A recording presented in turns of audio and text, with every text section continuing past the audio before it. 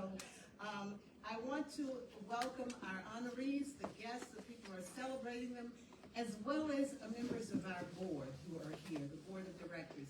Because as you know, this work is so important. We have a team, a very strong team, that is dedicated to making sure that we connect disparate, diverse communities, that we promote global understanding, peacemaking. This is what we are about, global understanding. I want to, at the start, give a very warm, sincere thank you to Penn State Harrisburg.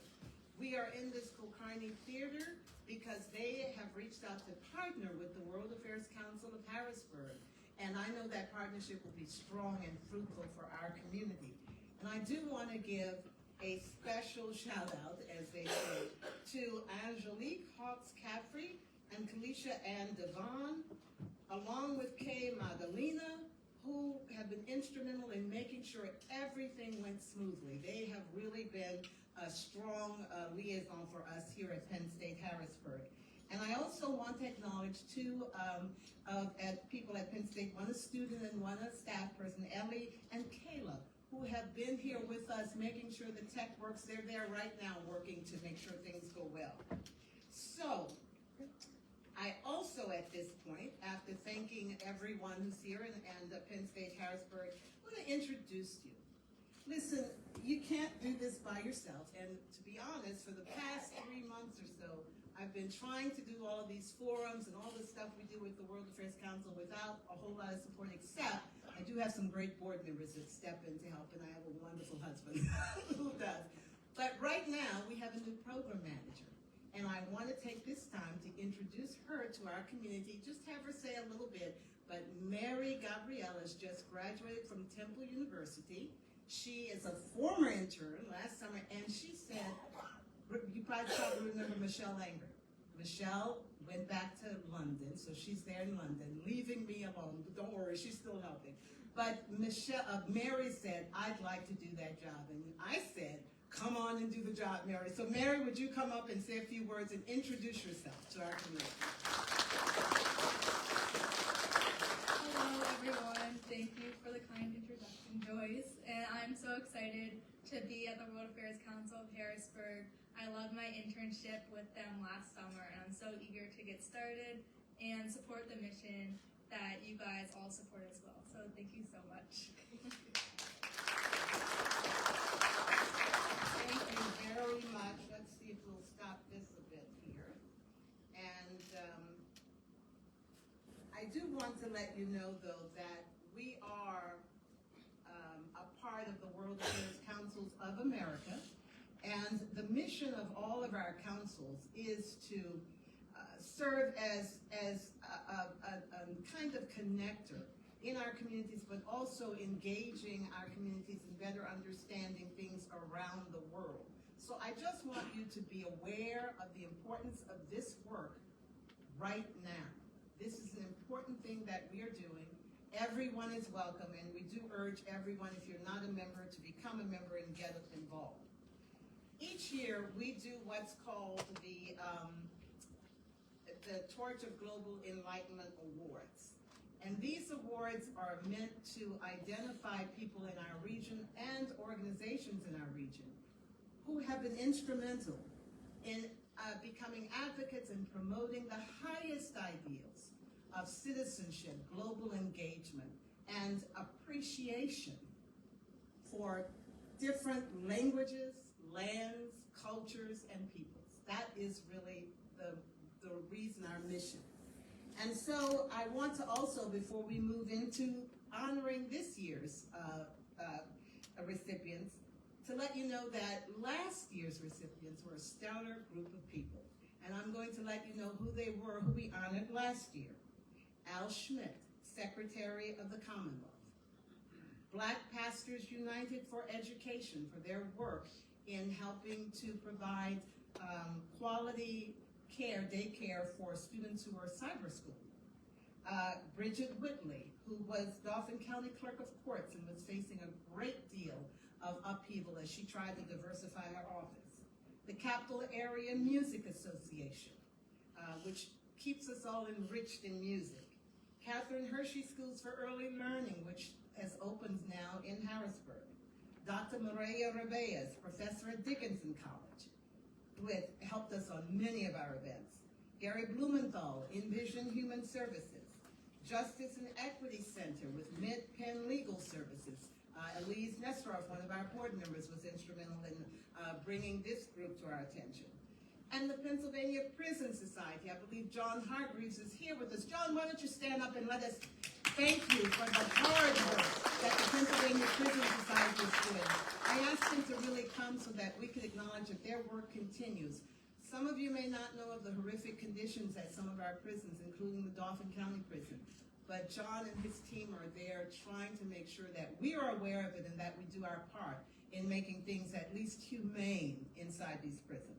And then we have, we also honored the Sri Vaishnav Parishad Harrisburg, Tika Ram Dungana, and then the Wednesday Club, another wonderful group of musicians who really enrich our region.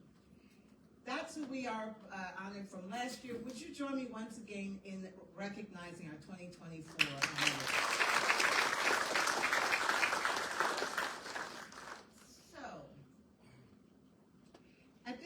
There are 3 speakers that we wanted to at least bring up for a few brief remarks, because these are people that are going to highlight things in our region that we need to be aware of. And the first person I'd like to have come up is Talak Norula from the Bhutanese community. Would Talak please come forward?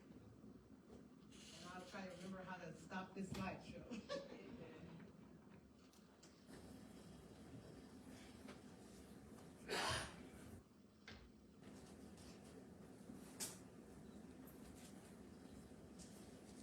Thank you, Dr. Doris. Good evening, everyone. First and foremost, thank you, all of your council, for this wonderful opportunity to share about the ongoing situation within the Bhutanese Nepali community in the region. Like Joyce mentioned, my name is Talak Nirola. I serve as the president of the Bhutanese Nepali community here in Greater Harrisburg. I also serve as the board of trustee of the Dauphin County Library System, and I also serve as a advisor on Asian American Affairs to Governor Josh Shapiro. Tonight, I stand with you all with gratitude, pride, and responsibility. Over the past few months, our community comprised of former refugees from Bhutan who were resettled after decades of their refugee life in Nepal. We have witnessed inspiring resilience among our youth who are excelling in schools. Our elders are preserving cultures, and our entrepreneurs who are contributing to the local economy. Today, there are over 70,000 Bhutanese individuals in Pennsylvania, a remarkable community that has become an important fraction of this Commonwealth. Many of our community members are now serving in active military. Some are police officers, doctors, registered nurses, and entrepreneurs pay millions of taxes every year. We are proud to add the social, economic, and cultural fabric of this great state. We celebrate American values through our festivals, support local economy with our businesses, support civic life by actively participating in schools, faith communities, and public services. But despite our progress and contributions, we are facing troubling setbacks. Recently, our community has been deeply shaken by a series of detention and deportation carried by U.S. Immigration and Custom Enforcement, ICE. In March, 12 Bhutanese legal permanent residents from Dauphin County and surrounding counties were arrested, detained, and deported by ICE, causing widespread fear and uncertainty among many people. Though they had already served their sentence for a past offense and held legal U.S. residency, they were removed from the country and now lives stateless and in limbo, rejected by Bhutan and left without a home. This action have not only separated families but also deeply scared the trust of our community has built over the years. People are now afraid to leave their homes, attend community events, or seek public services despite their legal status and the positive roles that they play in our society. In response, we are seeking for critical support and immediate help to deportation of the resettled Bhutanese refugees who have served their sentence and pose no danger to public. Access to culturally and competent legal aid and interpretation services, trauma-informed mental health care to support families affected by these actions, and greater inclusion in policy discussion because our community deserves to be heard, not just spoken about. The Bhutanese community in Harrisburg and across Pennsylvania is not here just to survive. We are here to thrive. We are committed to giving back, working alongside our neighbors, and continuing to build a vibrant and inclusive future. So tonight, I invite you all, leaders, our partners, our friends, to work with us. Help us to ensure that the values of justice, fairness, and compassion are upheld for all the communities, especially those who have already endured so much. Thank you again, World Affair Council, Dr. Joyce and team for this platform, your partnership, and for recognizing that the strength of Pennsylvania lies in its diversity. No matter what language we speak, what culture you celebrate, what religion you worship, we must embrace our sheer strength and love each other. Thank you.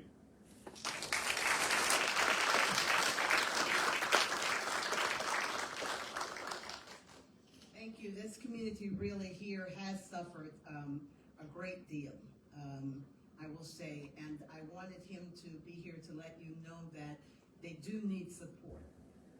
Their families are in trauma, and they just need help. They need people to stand with them. So now I would like to call, this is an especially delightful time. We want to call and acknowledge right now one of our former interns who actually, not only is a former intern, but she became, and I believe, the columnist after, when we do internships during the summer with our high school and college students, one of the requirements that they all have is that they must write a letter to the editor. I wonder about that, a letter to the editor or an op-ed.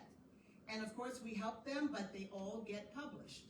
Well, that became, I think, addictive to Arusha Dedya. She not only wanted to write one op-ed, she wanted to write 2 op-eds and then 3, and then suddenly she wanted a monthly column. So Arusha, come forward, please. I want to acknowledge you. I want you to have a few words. She's about to head off to Yale University. And I hope, I'm not sure she'll still be able to do the monthly column. She does a Youth View column for Penn Live and the Patriot News, all from that intern that she did. And she'll tell you how long ago and when it was, and just give you a little bit of a background. But come forward, Arusha, say hello, and accept our congratulations for heading to Yale. Thank you, Joyce, for that nice introduction. Thank you, everyone. It's an honor to be here, and congratulations to all the honorees. So I worked with Joyce. I first was introduced to Joyce when I was in 8th grade because I applied to be part of the interns for the World Affairs Council of Harrisburg.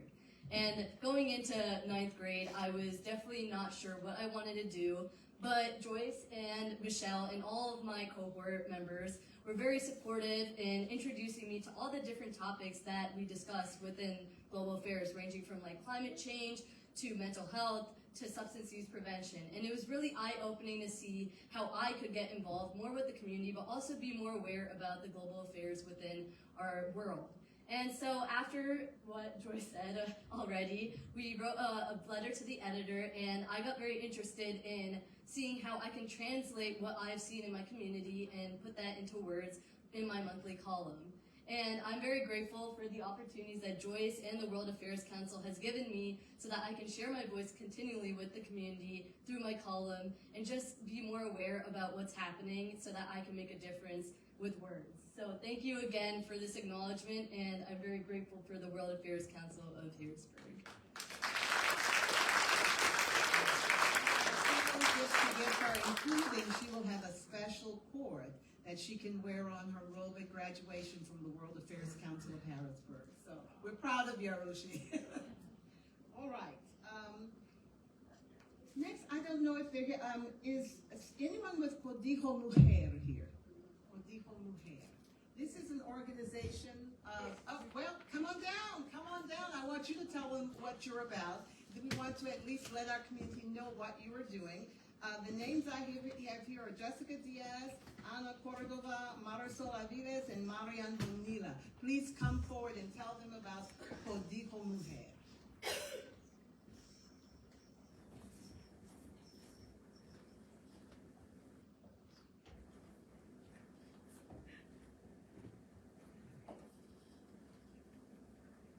Good evening, everyone. First, we want to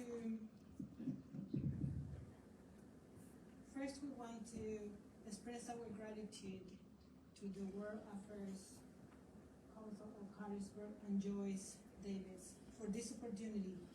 We are Código Mujer, Central PA First Latina podcast. It's created by women for everybody. We started this project as a hobby, and then it turned into a full-time job. We started the episodes as Spanish, but little by little we are transitioning into English episodes because people are getting, we're receiving messages like, hey, can you put captions on the episodes? And we are blessed that we're receiving all these invitations to events like tonight. Our mission is to educate, to empower, and to connect the community.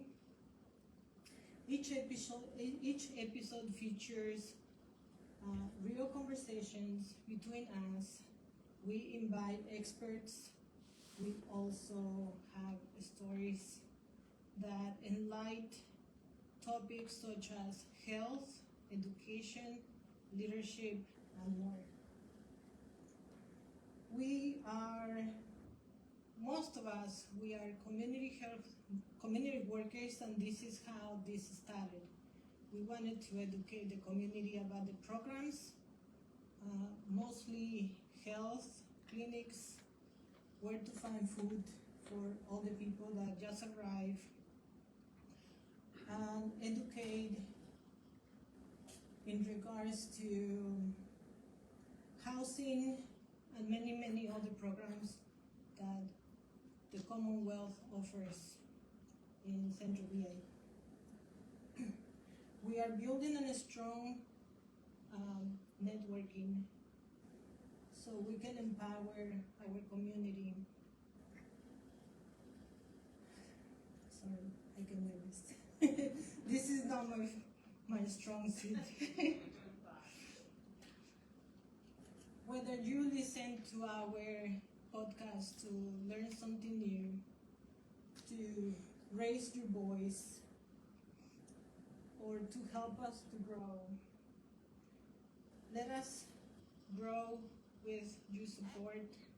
Please follow us on our many social media platforms that you can access through our website, because we have a website and we are very proud of it. You can access all of the platforms through www.codigomujerpa.com. Thank you.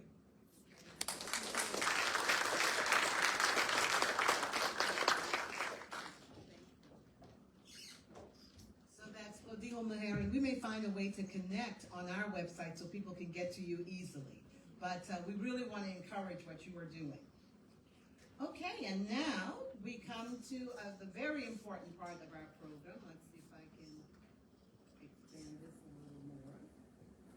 A very important part of our program, and I'm going to ask Reverend Russell Goodman, a member of our board, and some know he's my husband, to offer the introductions for our keynote speaker. Russell.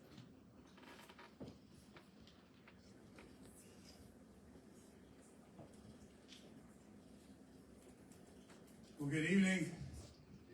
It is my pleasure as a member of the board of the World Affairs Council of Harrisburg to welcome you, the attendees, the awardees, the honorees tonight, and to all the members of the World Affairs Council of Harrisburg's family, because we have been around now for well over a decade, done quite a number of things.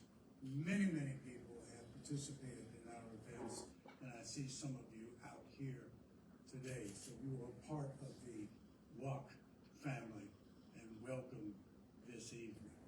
It's my pleasure to introduce to you our keynote this evening. Chad Dion Lassiter is a national expert in the field of American race relations. Full stop. Let's stop right there for just a moment. Because if we needed a leader right now in the torturous area of American race relations, it is certainly right now, today. And if there is such a leader, believe me, it is our keynote speaker on tonight, Chad Dion Lassiter. And here's why. This man, who's worked on race and peace issues around the world, and I don't use that lightly, literally, he's worked on these issues all over the world. This is why he is such a man for this time. As executive director for the past 7 years of the Pennsylvania Human Relations Commission, he launched the Civil Rights Outreach Division, which does a number of things, including trying to address tensions and incidents taking place in communities across the Commonwealth, across all 67 counties. He's promoted anti-racism programs through education and outreach. He's combated white nationalism throughout Pennsylvania, and believe me, that is a struggle, that is a fight. He's developed such programs as the Global Social Justice Initiative, the Black and Jewish Beloved Community Dialogue, and the College Race Dialogue Initiative.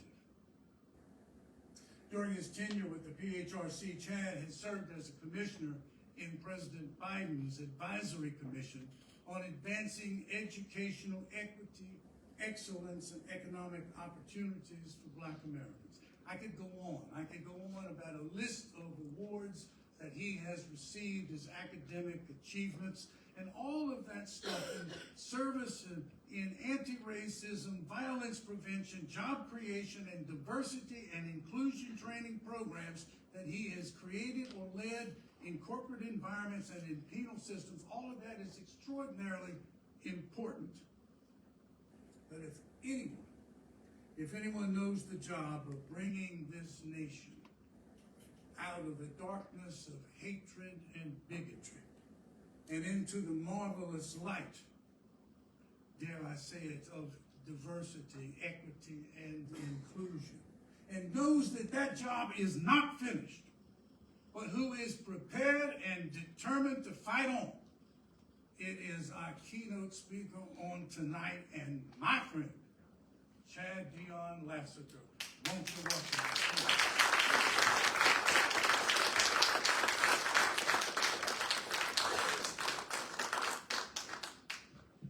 Good evening. Let's try that again. Good evening. You know, how do you follow that up, right? I'm just a servant leader, and I mean that in the truest sense. I really don't get caught up in when my bio is read. And I want to echo the sentiments of our colleague that was just here. I remember once asking President Bill Clinton, I had an opportunity to have a private conversation with President Bill Clinton, and I asked President Bill Clinton, I said, do you ever get nervous when you do the State of the Union address? And he said, all the time. And it's the nervousness, he said, that got him through. And then he went on further to articulate, he said, but I also have teleprompts, right? When you verbalized that you were nervous, nobody knew, because you did a phenomenal job. To the young lady that's headed to Yale University, I'm a graduate of another Ivy League university, University of Penn. But I got my master's at University of Penn, and it appears as if you're going to Yale as an undergrad. So let's salute her, right? That's just amazing. That's amazing on multiple levels. I want to spend some time for a brief moment just talking about where we're at. I put together an essay called The Tipping Point of Truth, Love and Kindness in America. But before I get started, let me just thank Joyce, let me thank Russell, let me thank Cole, let me thank the World Affairs Council, and also I'd be remiss if I didn't thank all of you who are working every single day to address the challenges that occur in Pennsylvania and whatever your particular vocation is in. When Joyce calls you, you show up. I have another event in Philadelphia County with the Urban League Philadelphia, but I'm here. And that's why, like, never get Russell to present you, because then when you come up, if your keynote doesn't inspire, and people were like, well, he read all that stuff and it didn't really match with what the guy said. I had such what I thought was going to be the similar occasion on May 4th. I did the commencement address for the University of Pittsburgh School of Social Work. Two young men came up to me, they said, you're a pioneer in social work. I'm so really excited about your commencement address. And I said, I haven't given it yet. And he said, well, we know it's going to be inspiring. I said, I hope so, right? You just never know. But when you're a servant leader, you just speak the truth. And you speak it with love. You speak with kindness. And so this essay is my kind of where I'm at as a pragmatist, where I'm at as the person who is charged with leading the PHRC in this moment. But foundational to what I'm going to read today, this is just part of who I am. I'm part of a continuum. All of us, when we look around, this room is diversity, equity, and inclusion. This room is a kaleidoscope of multiple colors. Some of us in this room are atheists, and that's okay. We're agnostic, and that's okay. We may be Jewish, and that's okay. We may be Muslim, and that's okay. We may be Christian. We may be Republicans, and that's okay. We may be Democrats, and that's okay. We may be libertarians, that's okay. We may be independent, that's okay. Whatever we are, the beloved community extends an invite. And in the spirit of William Penn, when he talks about there has to be high levels of civility, that's what's missing in this democracy. So the tipping point of truth, love, and kindness in America. As we stand at the crossroads of history, there's a profound sense of urgency that courses through the fabric of our nation.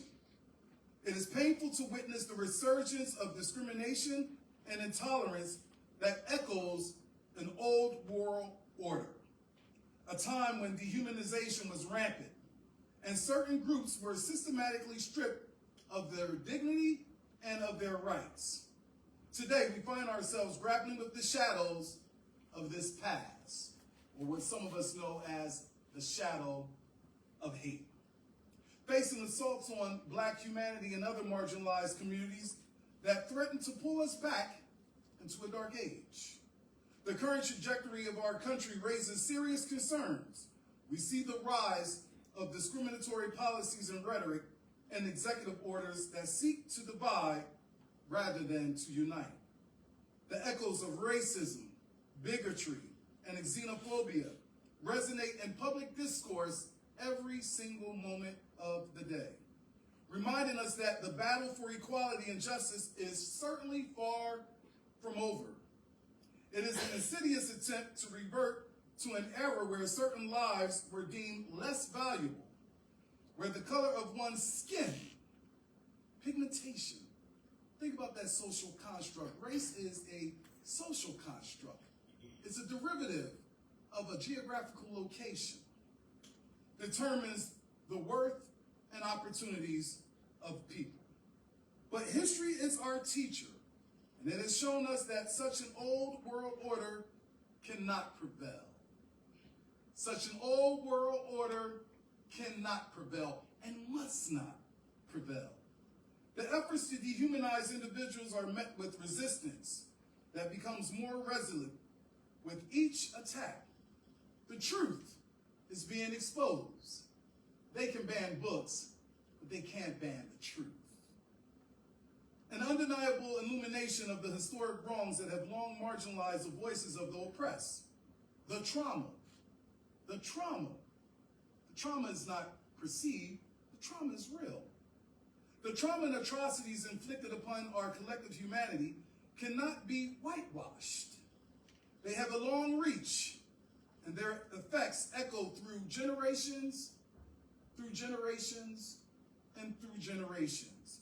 As we confront these challenges, it is crucial to recognize that America stands at a tipping point, or what sociologists call a crisis of legitimacy.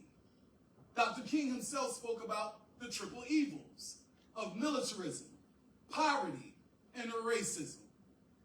Dr. King said that we must accept finite disappointment, but never lose infinite hope. So at this particular moment, the wound of our past must be acknowledged, but it should not define our future. Instead of succumbing to fear and hatred, if they say that DEI is wrong, then DEI becomes wrong. If they say that critical race theory is in the schools, then critical race theory is in the schools. We must muster up the courage to what my mentor, Dr. Cornel West, said. How did we become so maladjusted to injustice? And so we must not succumb to the fear and hatred. We must galvanize within the frameworks of truth, of love, of kindness, of truth, of love, and of kindness. These principles should guide our actions and our interactions, fostering an environment where every individual is respected and valued.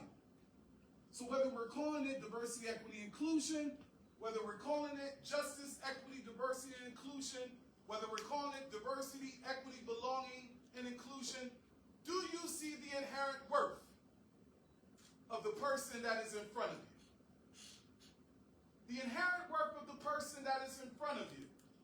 We are not a colorblind society. I don't want to live in a colorblind society. I want to live in a colorful society. There are moments, Joyce and Russell, where I get up in the morning, I feel like Yul Brynner. Other times I feel like Sean Connery. I wish I looked like Morris Chestnut, because there's something about that television show Watson that has my wife always looking at Morris Chestnut. But we have to see the inherent worth of one another. We have to see who we are. And that's the beauty, I believe, of this democracy. The moment that we're in calls for a spiritual and a self-introspection, and a recommitment to the ideals of that our nation was built upon. We must embrace diversity that enriches our society and stand together against any forces that seek to fragment our very humanity. It is a time for solidarity, where we lift up our voices to advocate for justice, where we listen to the stories of those who have been marginalized and oppress. Marginalize and oppress. And where we strive to create a world that reflects our highest of values. I also think at this tipping point that it's important for us to do coalition building. As we're doing coalition building, I think it's also important for us to pay keen attention to racial fatigue and racial trauma. Racial fatigue and racial trauma are real. Find ways to develop our mindfulness practices to work within a social justice milieu. I come out of a tradition that is marked by the 3 S's, a spiritual support system. That the God of Abraham, Isaac, and Jacob, and the Holy Spirit is something that infuses me and motivates me and allows me to engage in this role as a servant leader against the backdrop of the 3 R's. To recharge myself, to renew myself, and to reward myself. What are you rewarding yourself for, Chad Dion Lasser? The fact that we've embarked upon a 67-county tour. And I was racialized and socialized growing up in South Central Los Angeles and North Philadelphia, and I've gotten out to rural parts of the state. And so when James Carville said that you have Philadelphia and you have Pittsburgh, and in between you have Kentucky or Penn, Mississippi. No, you have Philadelphia, you have Pittsburgh, and in between you have 67 counties that make up a beloved community. There's strength in rural PA, not without its problems. We're ranked number 10th in the country of hate groups assembling.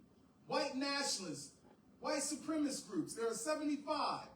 That's not an indictment against white individuals. It's a reality of what we're dealing with. Just yesterday, and I know, Rabbi, you know about this, just yesterday, there was anti-Semitic incidents in Squirrel Hill. Our office is on that, along with the Jewish Federation of Pittsburgh and multiple others. So let us remember that the struggle for justice is not just for those directly affected by discrimination, bigotry, affective prejudice, institutional racism, discrimination in housing, employment, public accommodations, commercial property. We're all impacted one way or another by the disease of racism. We all come to this context with a pretext of human brokenness. But while others are looking for redemption, the beloved community looks for restoration. So the fight that I see right now at this tipping point of truth, love, and kindness is a fight for the soul of our nation. The attacks on humanity may seem overwhelming, but they serve as a catalyst for awakening. The collective consciousness of America is stirring, and the truth will ultimately prevail. History has taught us that love and kindness are more powerful than hate. As her son laid in a casket in the church in Chicago, white nationalism, white supremacy, and the disease of hatred killed Emmett Till. Mamie Mosby Till stood at a rostrum similar to this. People in that congregation asked her, Mamie, do you hate what they did? Do you hate what they did to your son? She said, I don't have a moment to hate. I'm too busy pursuing justice. That's the tradition of those who come out of God of the oppressed. That's the tradition. When you're looking at the metaphor of the lynching tree and the cross, both symbolism of tyranny, of oppression. The moment we find ourselves in, we're hearing about white Christian nationalism. What part of the scriptures are you reading? Are there methods of biblical inerrancy? Because the scriptures that I read, and please be mindful for those of you who may be reading the book of Hamagichi, the 5 baskets of Buddha Zen, the Torah, the Quran, or not reading anything. Maybe Santuzu's The Art of War. Whatever you're reading, there's a soul within the construct of that. And so the soul of America at this particular point has us saying to those who espouse hate, let's introduce you to love. And so as we navigate this pivotal moment, let us stand firm in our commitment to truth. Our firm commitment to not just truth, but also to justice. Let us reject the forces of divisions and embrace the power of unity. I fundamentally and foundationally believe that together we can forge a path that honors our shared humanity and ensures that it also looks at the horrors of the past, never to repeat themselves. Now is the time to rise, to speak up, to speak out. But I also recognize that there is something called a paralysis of silence. Though I may be the person at this time, at this appointed time, as the top civil rights person in the Commonwealth, it's hard for me at times to break through the paralysis of silence, to kind of give a phenomenological variant of ecological systems theory and all this fancy kind of stuff that you learn in these universities, when to the core and the crux of what I'm feeling is that we have to somehow or another come together as a human race. We have to somehow or another come together to speak truth, not to power. Speak truth. That's it. Two types of people are in this democracy: the elites and we the people. And we the people have to galvanize around those things that we find endearing. Cuts of Medicaid, Medicare, and the other reported cuts, they don't just sit on one side of the color line, as you know, Joyce. They sit on all sides of the color line. Those who voted for Donald Trump, you have that right. Those who voted for the other Vice President Harris, you have that right. But the reality is, we have to reach consensus on what is going to be the moral compass, what's going to be the moral imperative, and what's going to be the moral reimagination, a moral reimagination of this democracy. So I leave you with this. Now is the time to, as I stated before, to rise, to speak out, to speak up, and to create a nation where love triumphs over hate, and every person is celebrated for their inherent worth. No, no, no, Executive Director Lassiter. Just some people, no all people. Rural people, no all people. Suburban people, no all people. Urban people, no all people. White people, no all people. Disabled people, no all people. All of us have the right to be protected under the law, and in PA, under the Pennsylvania Human Relations Commission. And as I conclude, stand up against anti-Semitism. Stand up against AAPI hate. Stand up against transphobia, xenophobia, homophobia. Stand up against bigotry, discrimination. Stand up against institutional racism, which is prejudice plus power. For the whites in the room, Janet Helms has something called the White Identity Development Model, that whites have a strong ethnic identity, that you're from Bosnia, you're from Germany, or you're from Poland. It's okay to have a strong white identity. It has to be rooted not in inferiority, and it can't be rooted in inferiority or superiority, but it's okay to be white. It's okay. But the reality is, this democracy is moving to a level where rural white rage, white anxiety, white violence, white anger is now front and center in a lot of what we're seeing. Nor do we want people of color to engage in a form of victimization. At the end of the day, we have an opportunity to engage in a moral reimagination of this moment. But it's going to mean that we're going to have to divorce ourselves from the way we've been racialized and socialized, from our communities, from our families, at our dinner tables. And I fundamentally believe that it starts with us using our lives as a vehicle to alleviate the suffering of others, or maybe the suffering that we've endured or that we continue to endure. May we come together as wounded healers, or go through the process of healing, so that we can turn Pennsylvania around and turn this democracy around. It's going to take a form of gradualism. It's not going to happen overnight, because we didn't get into this shit, excuse my language, overnight. Thank you, and God bless.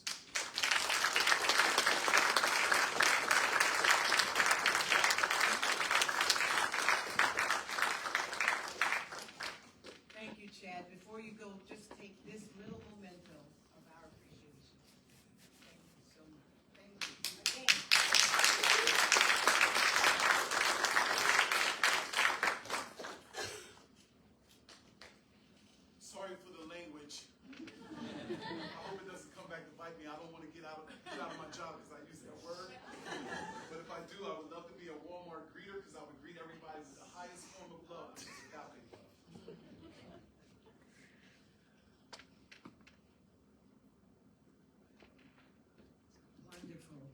thank you again. That was certainly inspiring, and truthfully, the essence of what you were saying is exactly what we want to do, what we're about here, why we're here. That everyone is valued, everyone is appreciated, everyone is loved. So thank you for that, Chad. And now, we are going to move into the special time where we are going to honor people who have come together in this room. Initially, I want all of our board members to simply stand. I want to make sure that every one of our board members of the World Affairs Council of Harrisburg stands and accepts the applause and acknowledgement of our community. And from me personally, because we can't do this alone. Every board member. Thank you. This is only a portion of our board meeting and traveling, but thank you for being here. And I also now want to acknowledge at least a special group of people who are here, and they go above and beyond. They give an extra to help keep us solvent, so to speak. And for that, we have labeled them our ambassador level members. So for now, I would like to invite, someone who's a pillar of this organization, Saeed Onal. Saeed Onal, please come forward. And I'd like to have Pastor Russell Goodman come forward. And I would like to have, let's see who we got here. Elise Nestorov, come forward. And Francis Rapusarda, come forward. He's also Frank, so we don't have to be so fancy, right? And I would like Lindsay Bowman to come forward. These are our ambassador level members. I will also read a few other names, and we want to take a picture with them. A few other names of folks who are also ambassador level members, but they're not here with us right now. So you can see the wonderful diversity of this board. Hajir El-Sheikh, also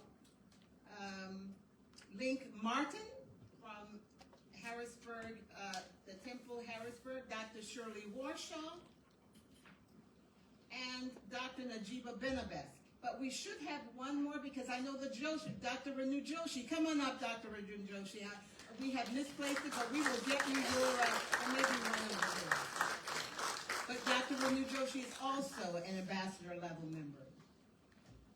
So I just want to take this opportunity to really publicly thank them. You will be hearing them again because they're going to come up and introduce many of our honorees. But many of them have been with this organization more, at least the 10 years, if not longer, and they are absolutely vital to its functioning.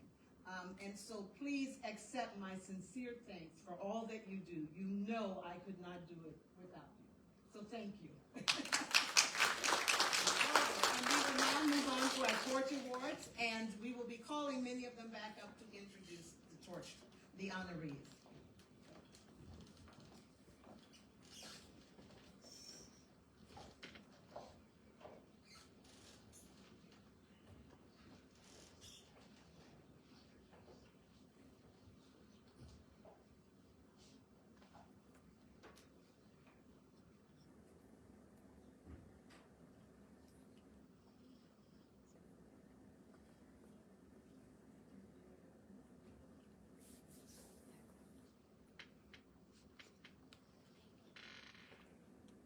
The future of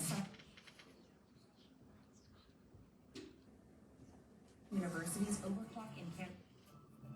Our Cumberland County High School academic team has been crowned best in the country. Fox 43's Ryan Yee introduces us to the Cedar Cliff Academic World Quest Team, a program 11 years in the making that achieved something they never thought was possible.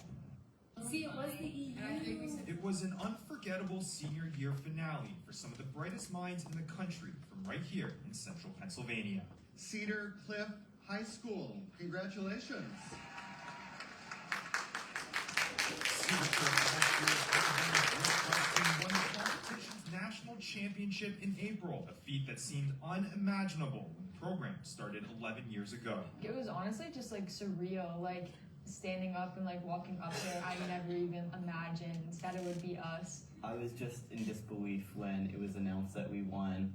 I mean, My team has prepared a lot for this competition. For the team of 4 made up of seniors Rory Gannon, Raina Johnson, Tim Valentine, and Jackson Kane, it was the perfect final page in their high school yearbook. It was just truly rewarding because I've dedicated a lot of time to studying these materials, and for it to happen our senior year was really exciting for a lot of us. We were all kind of doing it for each other, and I think that was valuable, and I think that helped us not only to win, but we had a very fun time. And that same mentality extended to their coach and mentor, and ultimately the one who gave them the opportunity in the first place, Cedar Cliff educator Angela Camps. I think my favorite part of the whole thing, honestly, was when we were called up, I looked over in the spectators and I saw Mrs. Camp's face, and she just looked so proud of us. It felt like it was kind of giving back to her. I think it was a victory for her just as much as it was for us. A mutual feeling between students and teacher. To know that it's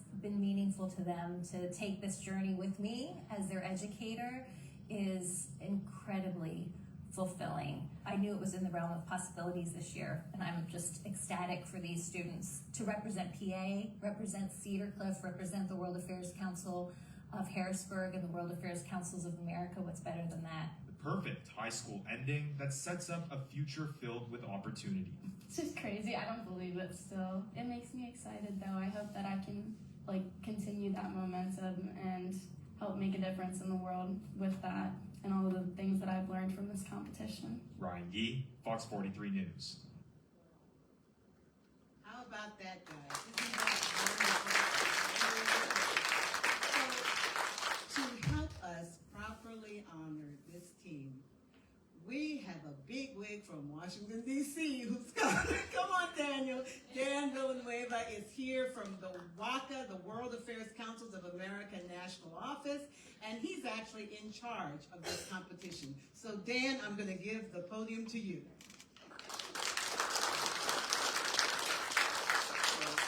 Joyce, thank you very, very much for allowing me to come tonight and to be here for this.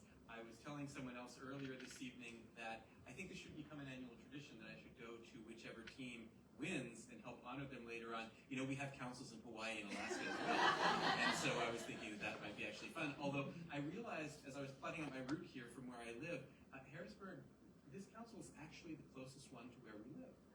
There's another one in Baltimore that's somewhat almost as close, but this one might even be my home council.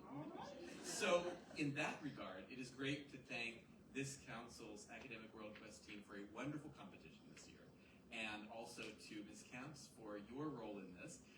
This is something that we as World Affairs Council staff live for, is to see all of these teams from all around the country come and try to answer our difficult questions, come and compete in a really fair competition about topics you may not normally study in school, right? This is one of those programs that whenever I talk to people who are about as old as I am, it comes back to saying, well, I wish we had a program like this when I was growing up. It's 100% true.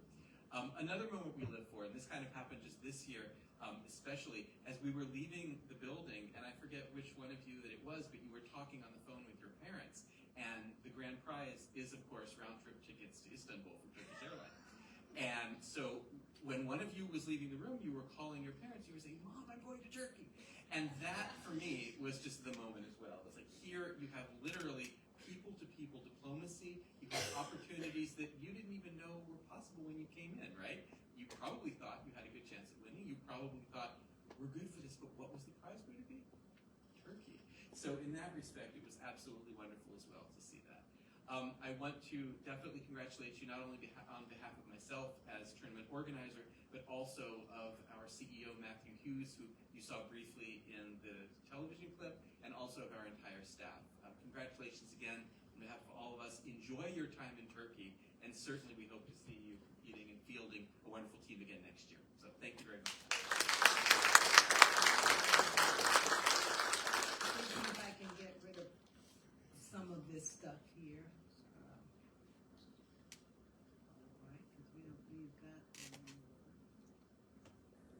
Okay. So now is the time that we really want to call up our students to be honored, to receive their honor. And so I will read a little bit about them. Let me tell you what is so incredible about this is that some of their bios are longer than mine. I mean, they have done stuff at their young age, right? But I want to let you know that this is truly momentous for us, because I'm telling you, almost every year, am I right, it has been a team from Texas. Texas has dominated this, and we kind of came out of nowhere and tell them, no, Pennsylvania has got something for you, right? And trust me, these are not where are Africa questions, or what continent. I mean, these are serious international affairs questions that they had to study months to do. And this team, also from Cedar Cliff, has actually dominated our competition for the past, 6 years, I think. She'll tell you a little bit more about it, but let me now introduce to you this wonderful group of people. Miss Angela Camps, I'll ask her to come up now. She is the teacher of the moment.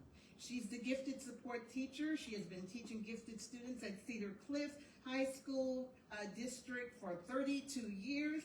She holds a master's degree in gifted education from Millersville, a BA in English education from Elizabethtown College, a BA in communications from Elizabethtown College, and a professional certificate in college administration, admissions, and career planning from the University of California, Berkeley.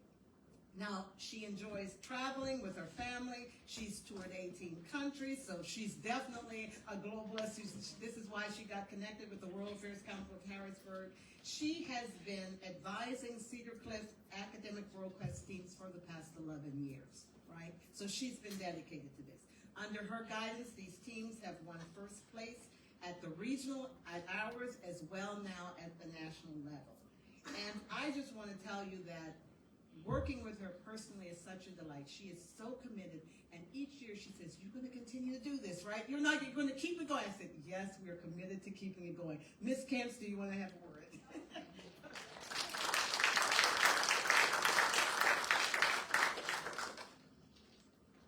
Thank you very much. So you did hear I've been advising Cedar Cliff Academic World Quest for 11 years, and in that time I've witnessed student interest in global affairs and the academic World Quest competition in particular blossom. To prepare for the competition, students do study 10 different categories from an online study guide which links to curated journalistic articles involving current international politics, geography, global economics, history, and world cultures. In effect, this equates to a team of 4 students reading approximately 80 to 100 articles to prepare for this extracurricular competition, which takes commitment. Some of this year's categories were country in focus Mexico, space and national security, critical minerals in Africa, and music and globalization. In 11 years, Cedar Cliff teams have won the regional competition 6 times to advance to compete at the national level in Washington, D.C. Our teams have had goals to place in the top 10 at nationals. That was a goal. Well, this year on April 28th, our first place regional team, was seated right here and who will be recognized, competed in D.C. against the top 32 high school teams in the country. To our delight, our 2025 Cedar Cliff team of Rory Gannon, Raina Johnson, Jackson Kane, and Timothy Valentine emerged with the ultimate victory and title, National Academic World Quest Champions, first place in the nation, scoring 84 out of 100 on the exam, which is 2 points higher than last year's national winning team. Their dedication, their dedication to one another through the process of reading, studying, and competing inspired fellow students and staff alike. These students value critical thinking and embrace learning about complex topics that affect our world. The knowledge they have gained will prove indispensable as they progress to college next year to continue their education, and they will be telling you where they will be attending, which is very impressive as far as where they will be studying and what they will be doing with their lives as future leaders. Personally, I'd like to thank my very supportive family, my husband, Alfred Camps, and my daughter, Ellen Camps, who share a passion for global learning and travel and make the world a brighter place in which to live. And I want to thank Dr. Joyce Davis, the World Affairs Council of Harrisburg, the World Affairs Councils of America for organizing and sponsoring these very important regional and national academic World Quest competitions. They reward our young students and encourage them to dig deeper with their understanding of crucial issues that face our countries and planet. Thank you.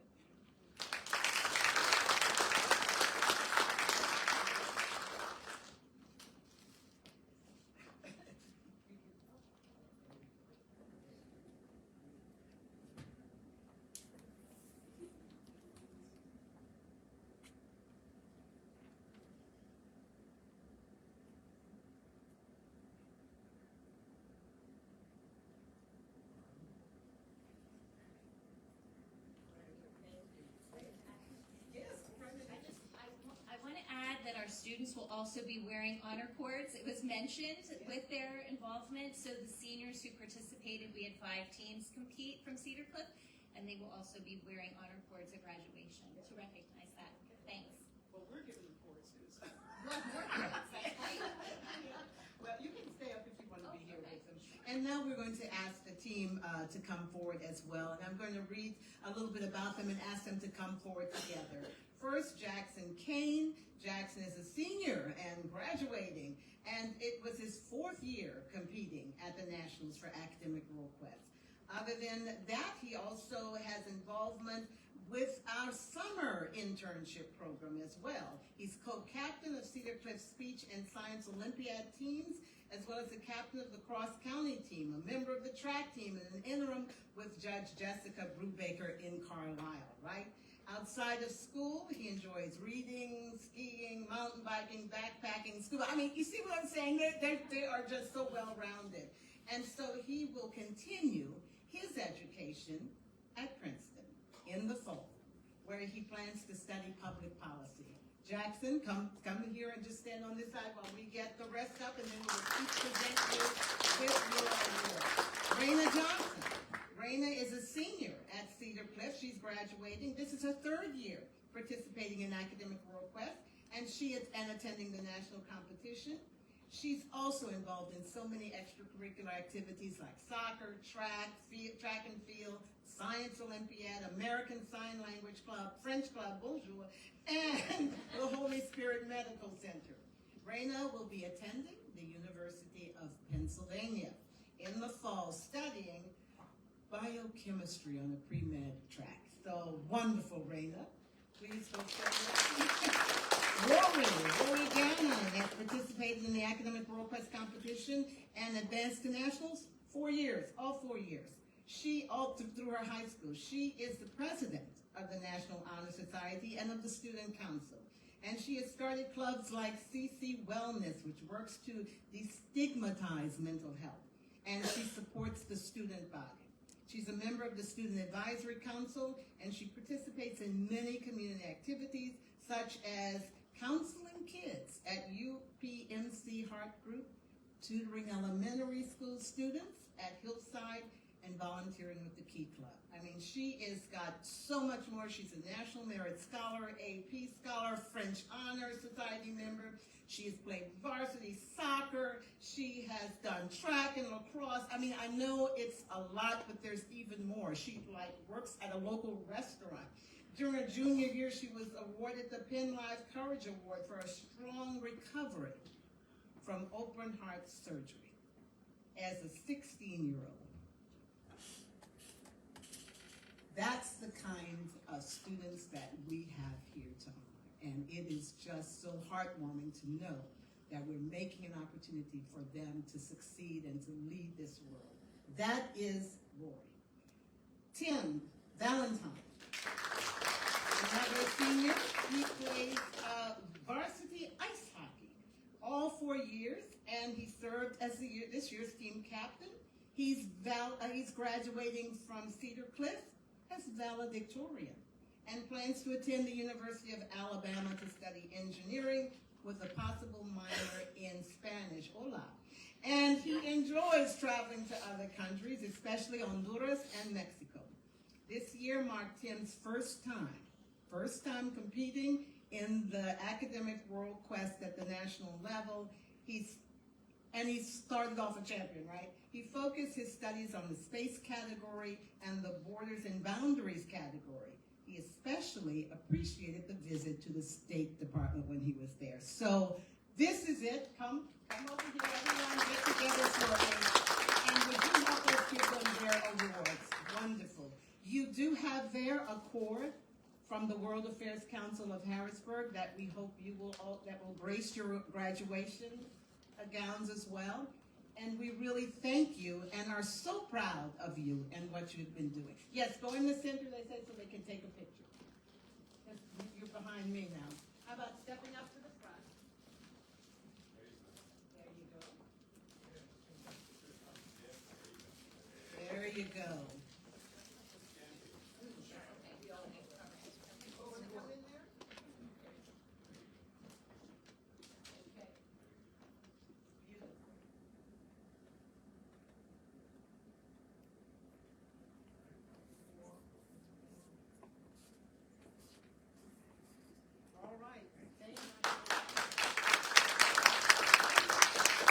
Congratulations again. I can't tell you how proud we are. And thank you, Dan, for taking the time to drive in a rainy day from Washington. Say hello to Matthew for us, and we really appreciate all you do in the Washington office. Thank you.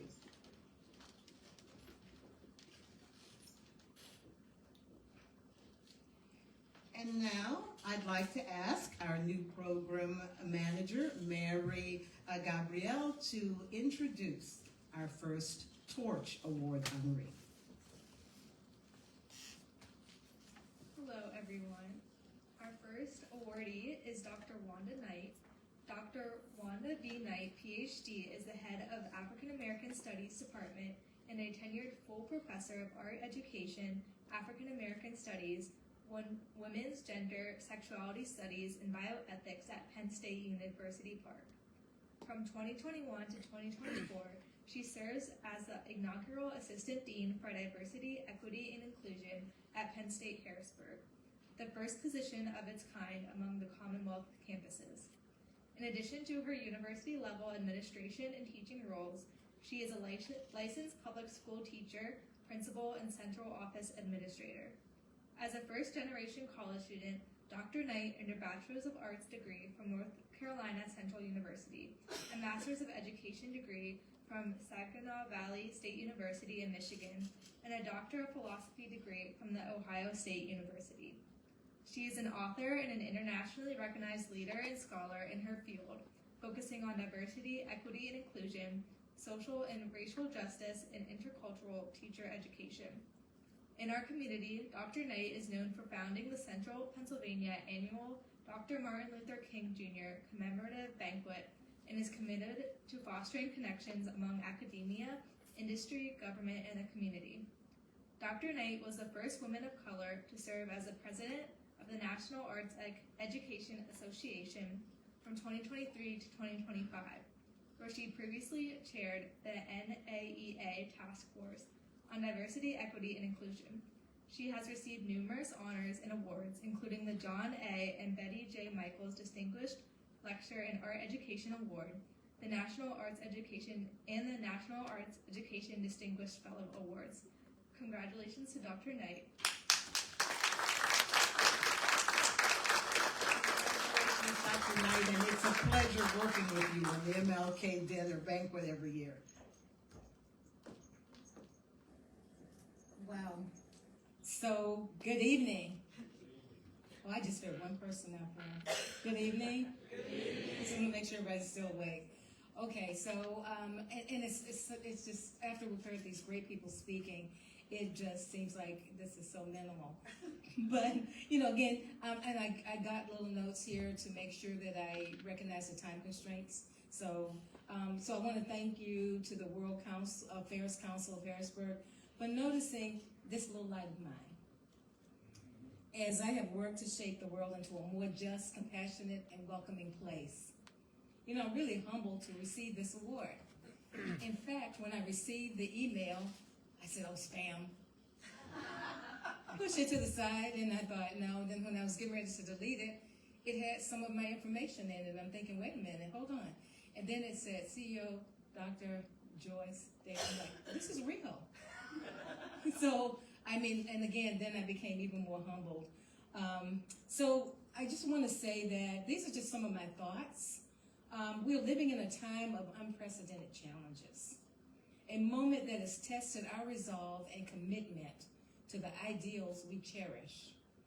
In my field, education, many dedicated educators fear losing their jobs, while others worry about facing repercussions from using terms such as diversity, equity, inclusion, and social justice in their classrooms and workplaces.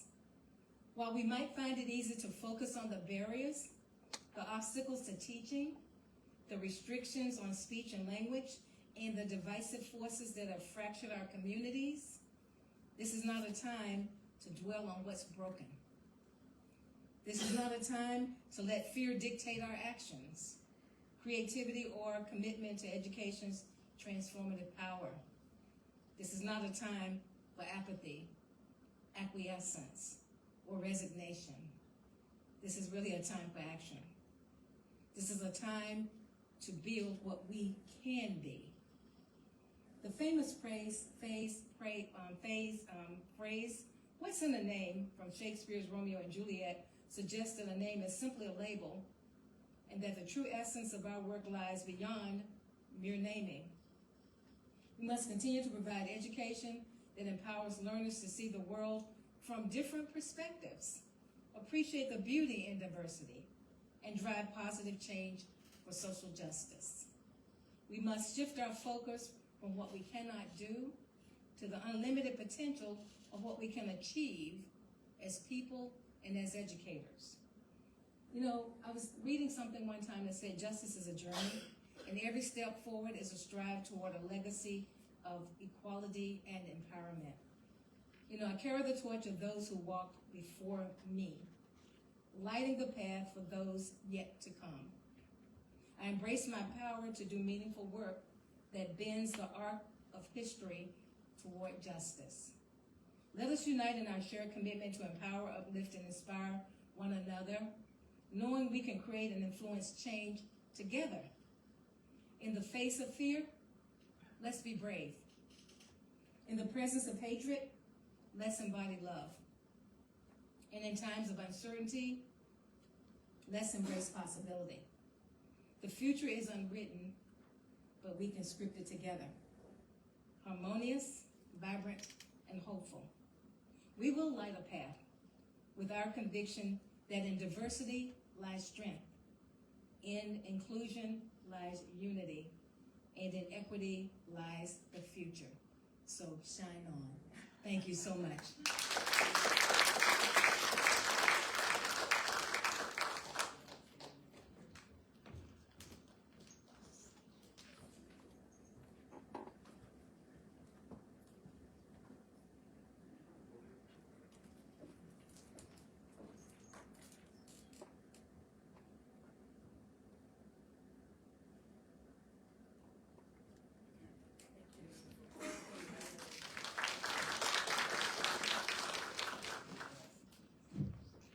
Very much. Thank you very much.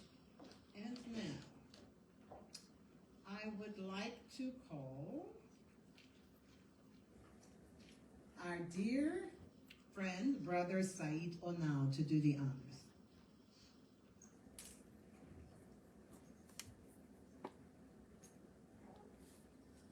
Well, Turkey is home for a lot of things, including Turkish Airlines.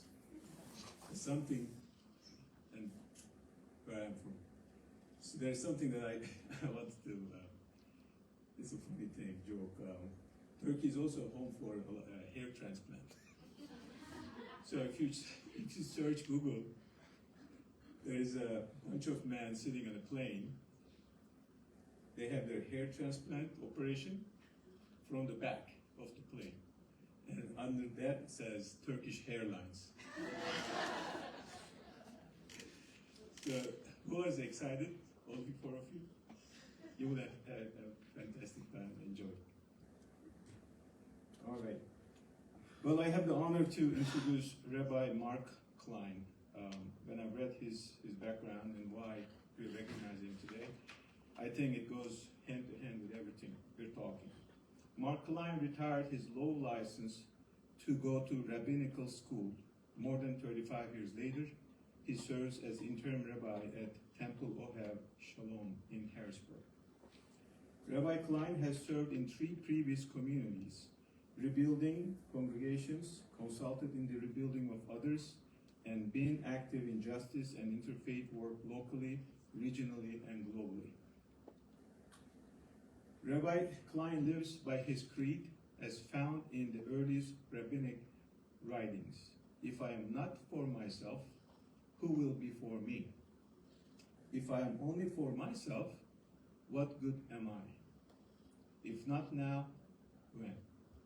As he sees it, community building is Torah's primary goal.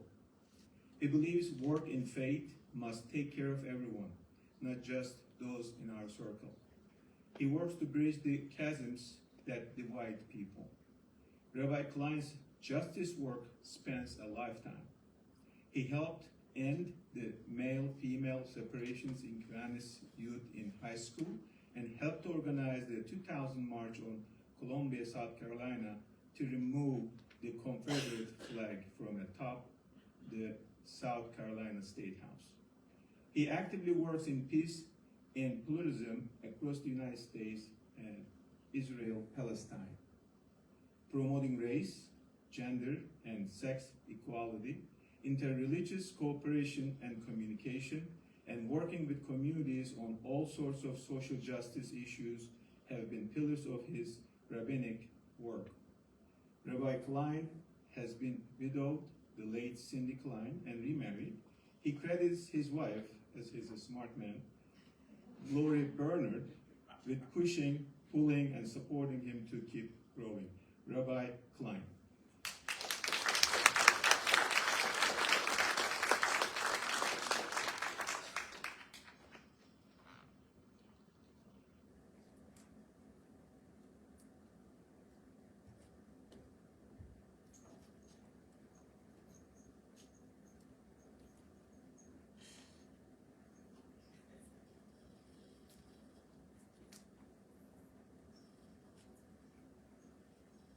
First and foremost, thanks to the World Affairs Council of Harrisburg for acknowledging the work that so many of us have done.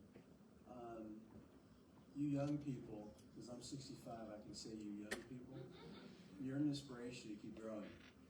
Einstein said coincidence is God's way of remaining anonymous. And so I had the pleasure of meeting Mr. Valentine, who was going to the University of Alabama and loves hockey, and wants to be an aeronautics engineer. My nephew went to University of Alabama, played hockey, and works for Lockheed Martin. So we may have co-shaped this man's future. So, to the honorees tonight, thank you for the work that you've done. Joyce, you've given a lot of credit and thanks to the people who support you. They've rallied around you. And I had the pleasure of having coffee with you just yesterday to thank you for all the work that you do and the way that you take care of making us do the work that needs to be done. So thank you.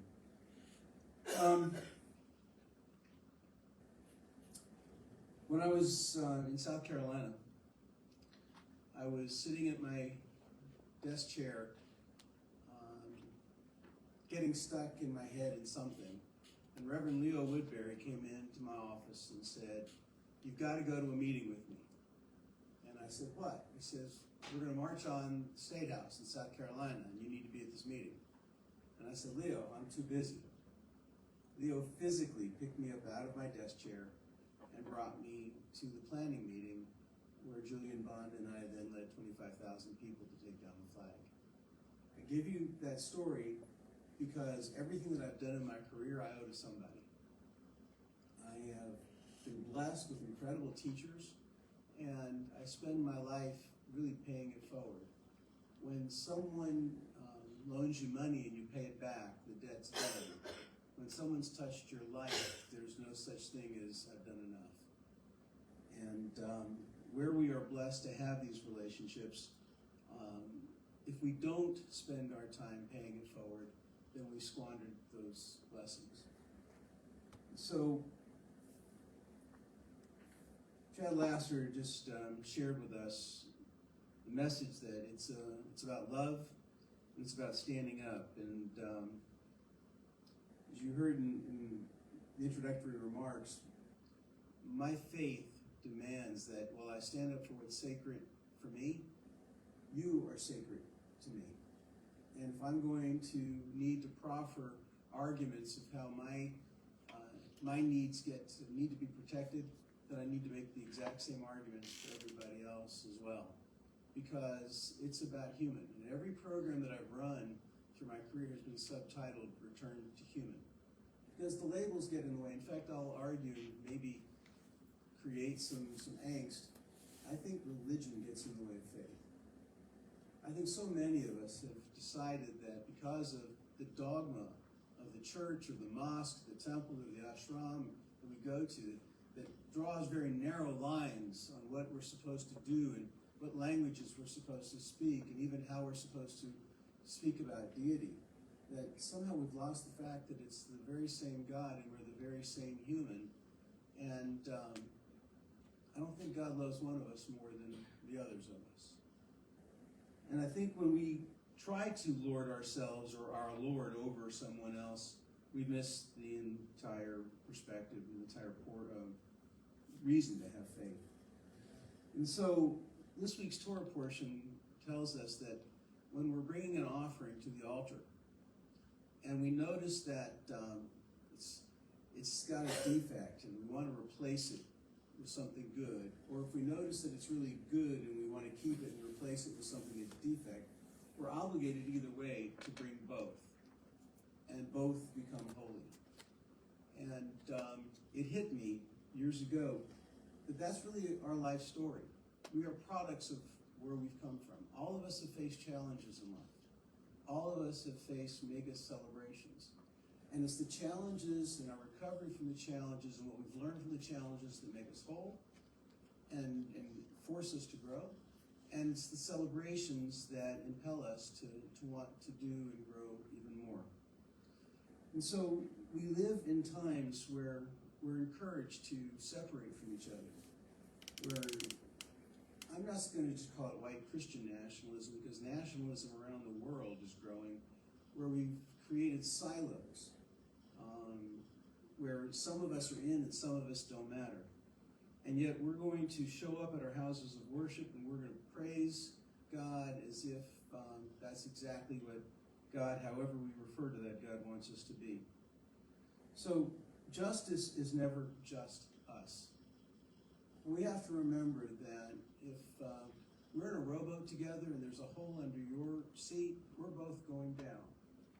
And so we have an obligation to take care of each other, if only to make sure our world is more whole, but reality from a point of ethics and love, because the world needs to be more whole. And so I'm about to retire.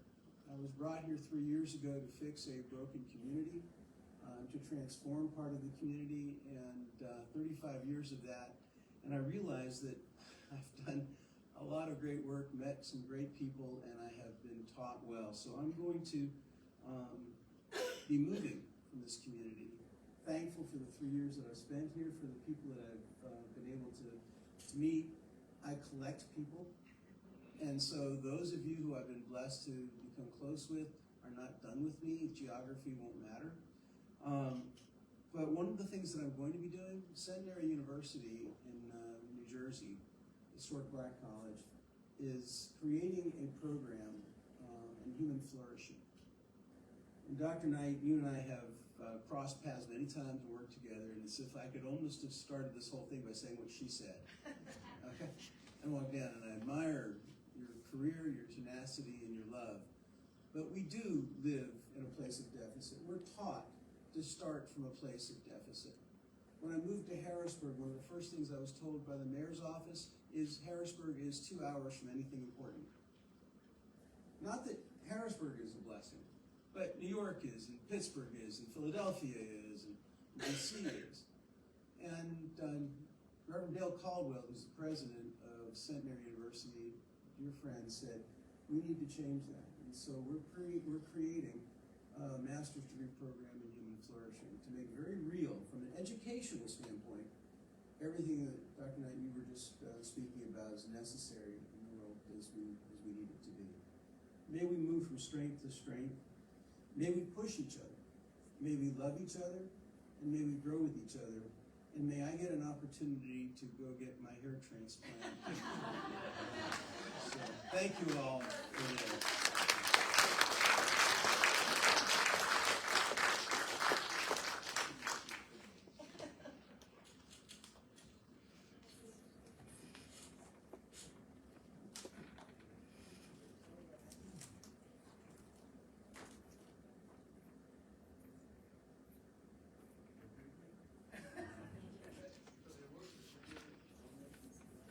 Thank you very much, Saeed. And they're going to become fast buds right up here on the stage. So thank you both for being a part of this.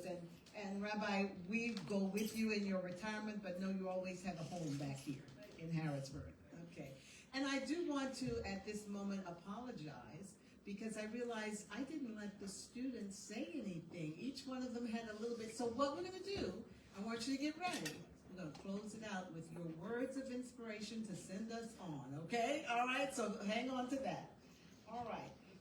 Now, I would like to call up Elise Nesterov, who will do our next honors. Elise, she is our treasurer, and she helps me so much. Thank you, Elise.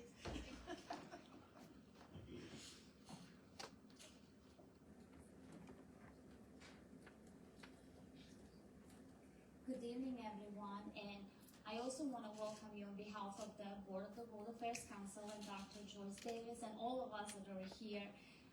Please, next year join us too, okay? Don't just come this year because as you see, all the honorees from last year were honored this year as well. They were mentioned, so consider coming next year to this event as well. Javita Thompson, our next honoree is Javita Thompson, who is the Interim Vice President for Engagement, Mission, and Impact at Elizabethtown College. She supports collaboration between the community and the campus in a variety of efforts. She also provides opportunities for civic education and engagement at E-Town.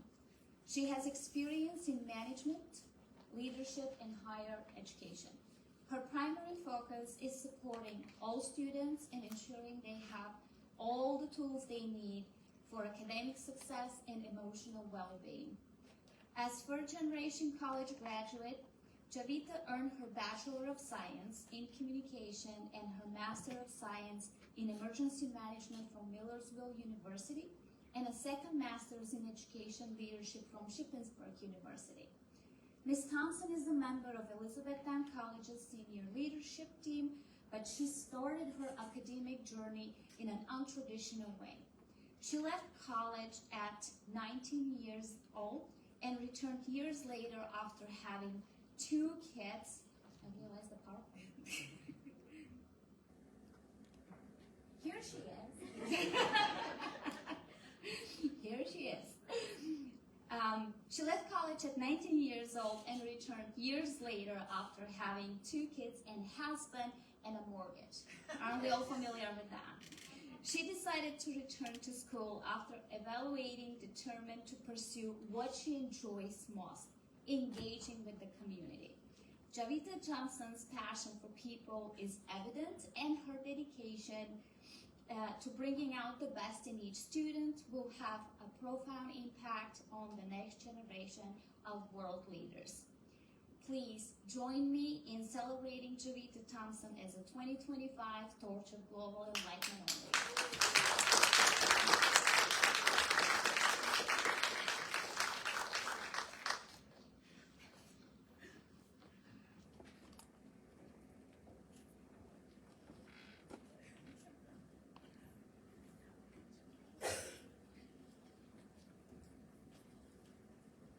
She told you a little bit about the story. You should know that I am also from Alabama, so roll tide, let's go.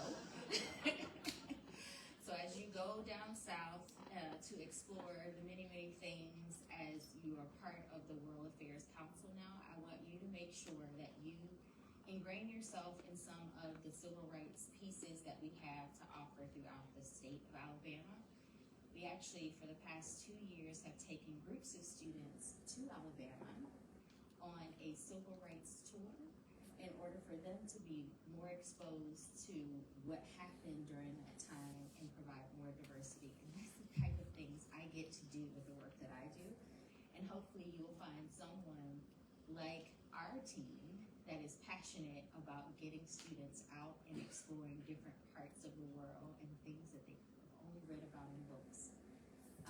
I get to do things like our social justice fair. I get to celebrate students from diverse backgrounds who get a chance to graduate from college, because if you look at diverse numbers of students and you break it down and disaggregate them, you notice that our brown and black students have the lowest graduation rate of all of our students.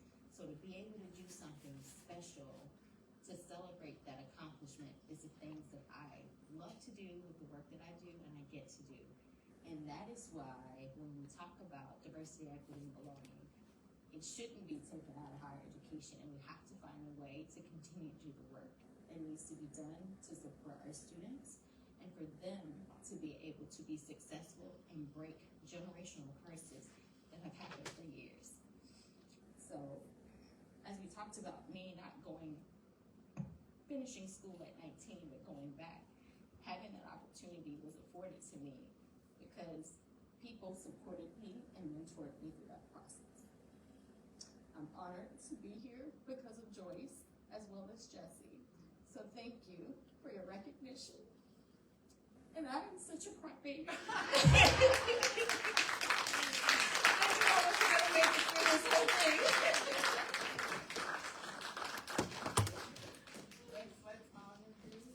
And I do have to say, she really was brought to our attention. This was Jessie, who you'll hear from a little bit later, Jessie Waters, who on our board says, this is a lady we have to honor, right? So. Great. Let me get a picture. Oh, yes, please, George. Give me a chance to get the cheers.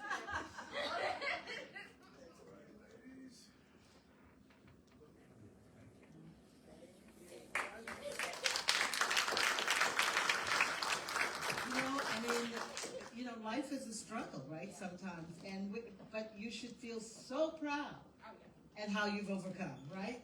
Thank you, thank you. All right, beautiful. And now another young man who is, we take great pride in Sam Pimentel. Come on up, Sam. Sam was a former intern, and he is now, and he's handling our podcast. We're going to get that started this summer with our interns, and he's going to be doing that. But Sam Pimentel is here. He was with our internship program and has stayed engaged with us. And he's now, I brought him in, he's a member of Penn Live's editorial board as a youth member. Come on, Sam.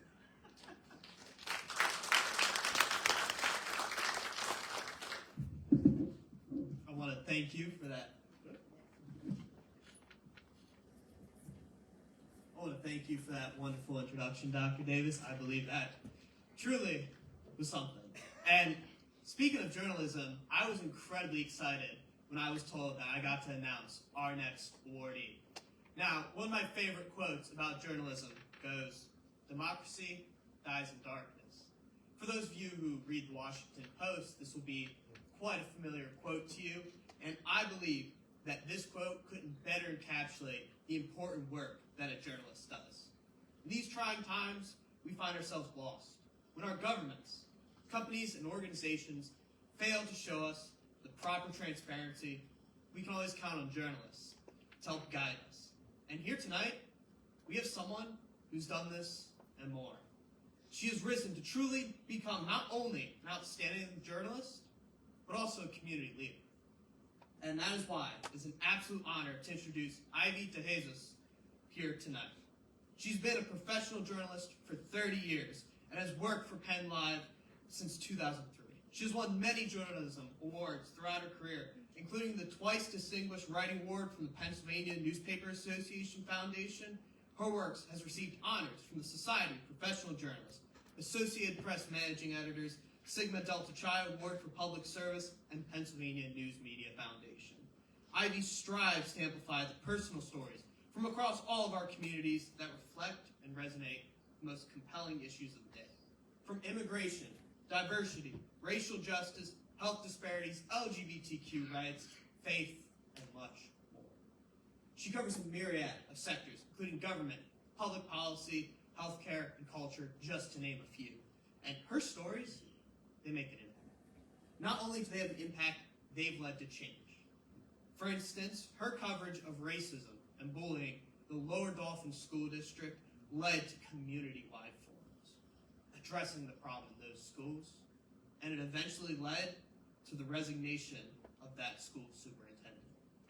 Her many stories on racial health disparities, in particular stories looking at Black maternal health and food deserts, have amplified that conversation and public policy changes within the legislature. And when not wearing her reporter's hat, she's an avid organic gardener with an ever-growing number of vegetables in her backyard. She plays piano and is a devout student of J.S. Bach. Her life's goal is to play all Bach's inventions and sinfonias. She's a lifelong practitioner of yoga and is teaching herself Korean. Let me just say, learning another language is very impressive. I can't wait to introduce you up here.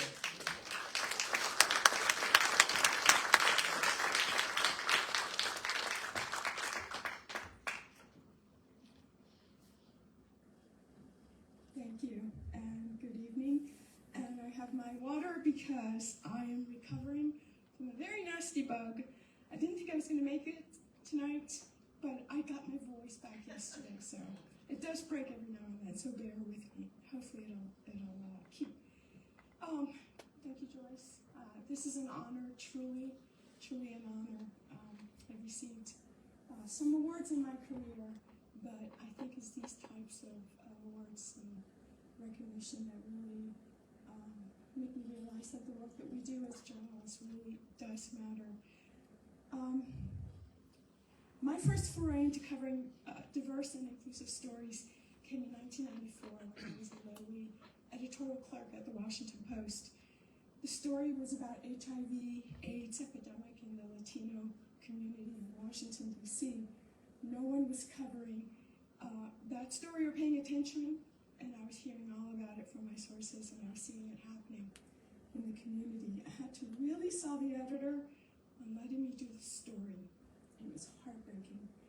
Latino men, who are historically, it's sad to say, a machismo-centric cohort, were having sexual trysts outside the bonds of marriage and were coming home and infecting their wives. In turn, the women were infecting the babies through breast milk. My story ran on a Sunday on the cover of the Metro section, a huge deal for a lowly clerk. It was a heartbreaking and sobering story, and I might add it was really damn good. 3 decades on, I've written hundreds of stories of people overcoming obstacles fueled by intolerance, racism, and bigotry. Without fail, though, these stories have also amplified the human condition to press into the future to make a better life for themselves and their family. I've written about refugees fleeing war in Syria, women fleeing female genital mutilation in Africa, people fleeing religious persecution for their Muslim faith and political oppression across the globe. I've written about the challenges of Afghan refugees and the challenges they faced in recent years to come here and start a new life. I've written way too many stories of the scapegoating directed at immigrants from Mexico, Honduras, Ecuador, and the myriad other countries that sustain Pennsylvania's agricultural and hospitality industries. Without them, we would not have people to pick apples, I'm sorry to say. Despite the vast contributions they make to their local economies, they are still scapegoated as a source of all problems and crime. With few exceptions, all these people have been unified by a singular perennial condition, the human desire to escape poverty. My stories on bigotry and cultural violence have also been homegrown. I've written about the ugly racism that drove a Black family out of a predominantly white school district. Other than the social justice warriors in the region, many of you know who they are, few people stepped up to defend the Jameson family. I've expounded on the offensive and hateful systemic racism seen across scholastic sports in parts of Pennsylvania. Black children on the basketball court and football fields being called monkeys, banana peels thrown at their feet, even parents sitting in the bleachers, their faces painted in the offensive black menstrual color. I've written about the arson and the desecration to Jewish synagogues, the proliferation of white supremacist rhetoric and activities in schools, colleges, and town squares, the hate and the violence towards LGBTQ+ people. But these stories have a flip side. They showcase the resilience and determination of immigrants, refugees, and everyday Americans who have stood up to hate, intolerance, and bigotry. Up until recently, BIPOC people, immigrants, refugees, LGBTQ+, you fill in the blank, we had to prove that discrimination and bigotry even existed. We are once again being conditioned to believe that discrimination, prejudice, and bigotry do not exist, that they're constructs of the far-left activists. They have to be scoured off school history books, libraries, archives, the Kennedy Center, the Library of Congress, NASA, so on and so on.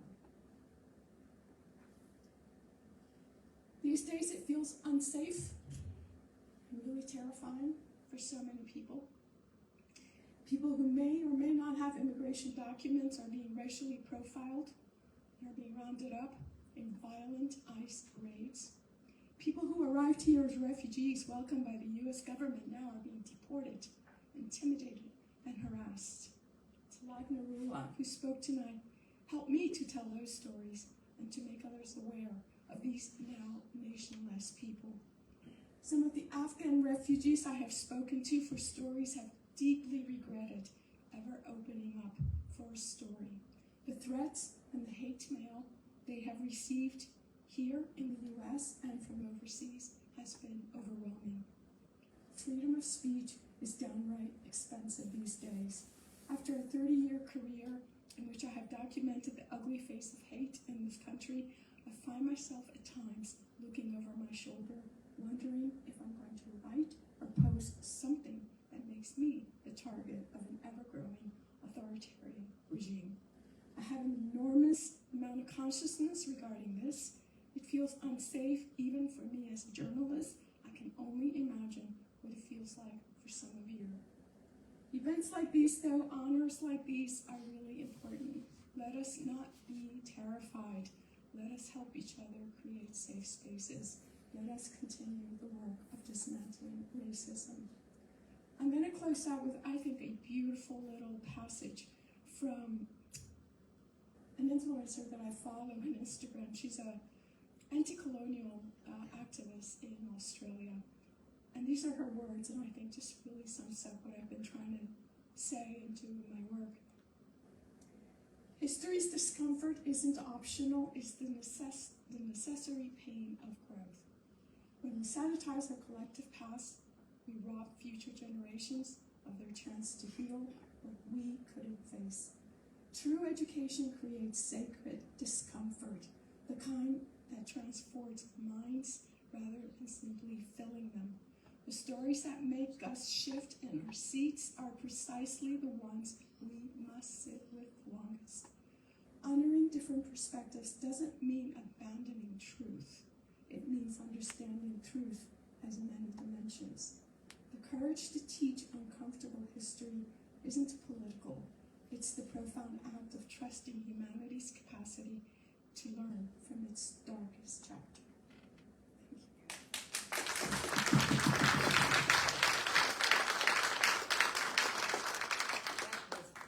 That was truly profound. Thank you very much, Evie. And I will tell you, as someone who works with her, she's one incredible journalist and a very brave journalist as well. And she's right, these days it takes courage.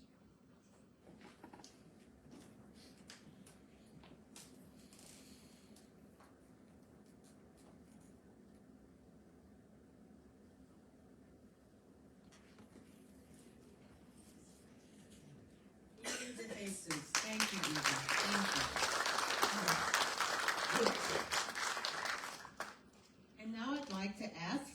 Rapisarda, member of our board, to do the honors for Stacy Durbin.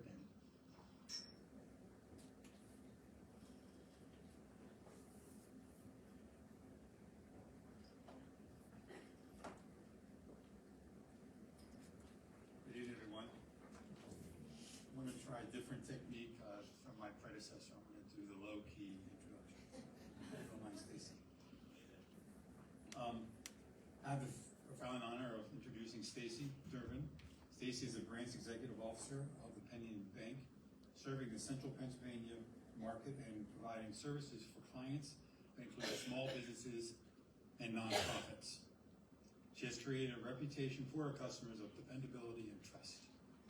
Stacy is a skilled Brazilian Jiu-Jitsu practitioner who has organized and led numerous free self-defense seminars for women and girls over the years, educating them in identifying situations of safety risk, providing them with the necessary tools to react on demand. Stacy is a visionary in community development, in raising her hand and recognizing a need to support local nonprofits. As a catalyst for many organizations, she is the co-founder of a committee, an annual symposium at Penny Bank that provides nonprofit executives with information that allows them to improve their shop by educating them in areas of operation, including marketing, finance, and regulatory compliance. She's a board member of the West Shore Foundation. Her work was aided the Aquaponics Lab and the Da Vinci program that supports the enrichment of STEM programs unique to both West Shore School District high schools. Her work as Vice President of Autism in classrooms has directly impacted all of the Cumberland County elementary schools, receiving free resources to increase autism awareness, promoting tolerance at the ground level up, and increasing inclusion. Stacy is a board member and chairs the Business Development Committee of Downtown Camp Hill Association. In her role, she collaborates with the local businesses to develop strategic initiatives that drive economic growth, while also fostering increased community engagement and participation. In her family, it is her family that means the most to her. She loves spending quality time, going on adventures, creating memories with her husband Eric and toddler Isaiah. Please welcome Stacy Durbin.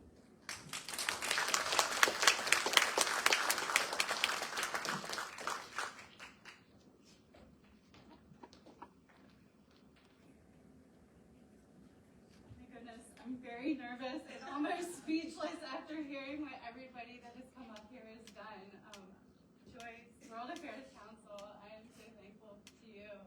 Kapala, Elaine, Saeed, you guys are all amazing. It's just so wonderful to stand up here tonight in celebration of coming together and raising our hands and to do what we can as individuals and organizations to make our communities and world a more just place to live. This year, I would like to focus more of my efforts in utilizing my talents in Brazilian Jiu-Jitsu to empower survivors of human trafficking and domestic abuse through self-defense. Looking ahead, I want to share that I will be partnering with the Forum Brazilian Jiu-Jitsu Academy to put together 3 seminars in October for Domestic Violence Awareness Month, and I will definitely keep the World Affairs Council in the loop. I also want to mention how thankful I am to Penny and Bank for nurturing my passion for community and giving me a platform to accelerate my volunteerism through their consistent support. My husband, Eric Durbin, my #1 fan and my loudest cheerleader, the man never hesitates to help, even when I volunteer him without asking him first. I am simply doing what I have always loved to do since I was a child. I've always believed in standing up for what is right and being involved in my community.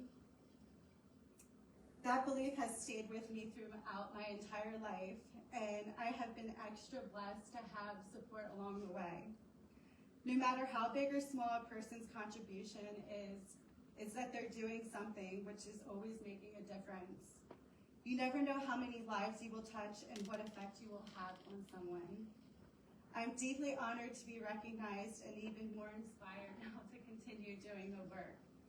And I just want to say, again, to the Cedar Cliff, I love you guys. I'm a board member, as he mentioned, for the West Shore Foundation, and I am a Cedar Cliff alumni. We're so proud of you. Joyce, so proud of you. When I found out about this award, I sent the photo to my family and my sister and my father, and they're just like, oh my gosh, go Cedar Cliff. So we are all just so proud of you guys. So, and thank you so much.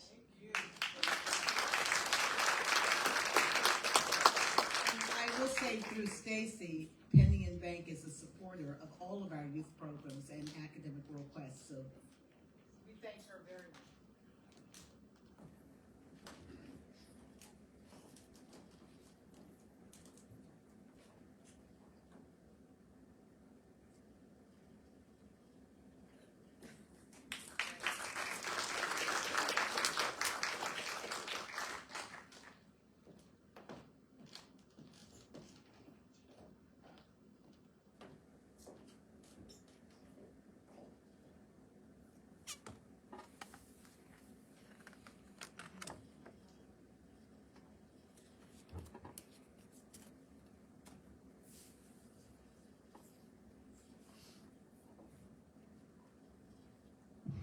In the middle of a beautiful hike at 8,000 feet above the sea level in Uttarakhand, I had chest pain. For a minute, I thought I may not make it. जिंदगी में पहली बार गुजरने का डर लगा. For many of us from the Indian subcontinent, time may be running out fast. A human enemy, the heart attack. Heart attack. Heart attack. There's a rise in heart attacks among young people. This is an epidemic. We're talking about people of South Asian descent. Our real journey took us to 3 different continents, specifically to India, United Kingdom, and the United States.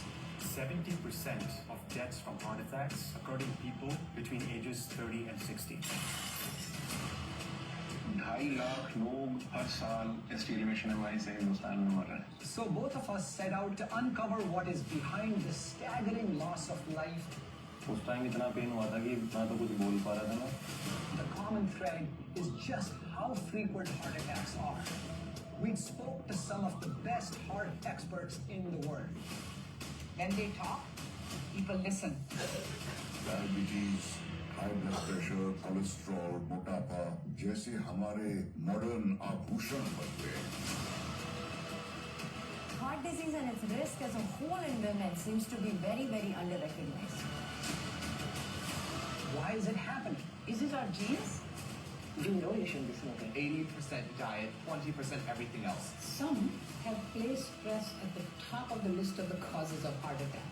Habits are created by a loop, right? Cue, craving, action, and reward. So I have lost between 14 to 15 pounds. Life is beautiful. Let's take care of ourselves better. तो सवाल ये है कि क्या ये हमारी किस्मत है?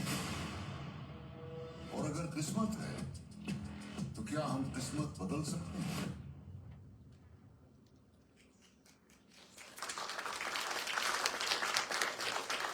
So now I would like to invite someone, I think a little dear to me, to come and do the honors, and that is Cole Davis Goodman.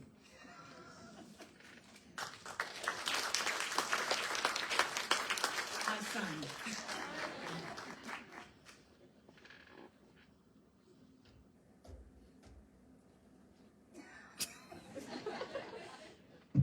Thanks, Mo.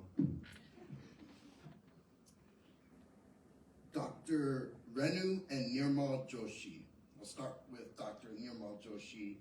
Serves as the president of the Joshi Health Foundation, established in 2021.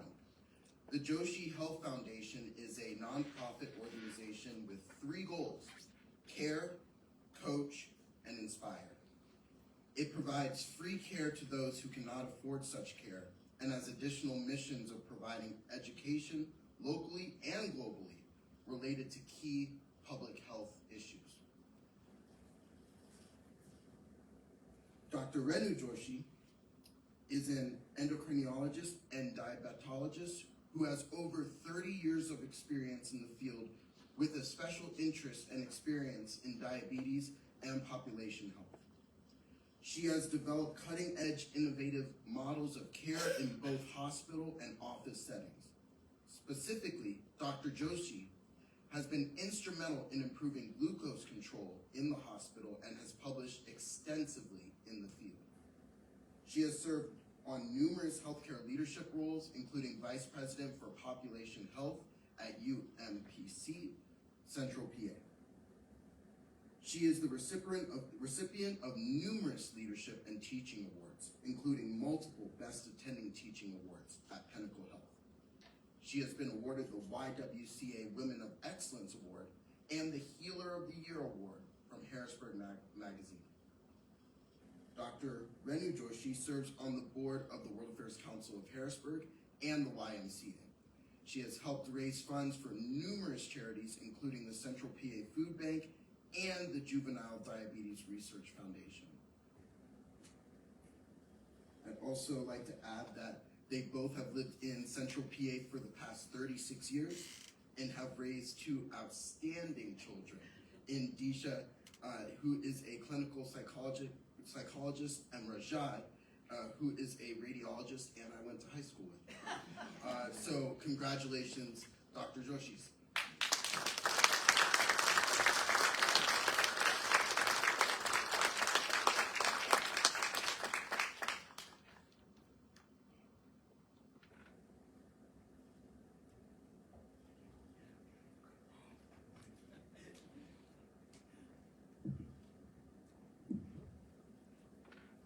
It's a pleasure being here. Thank you, Joyce.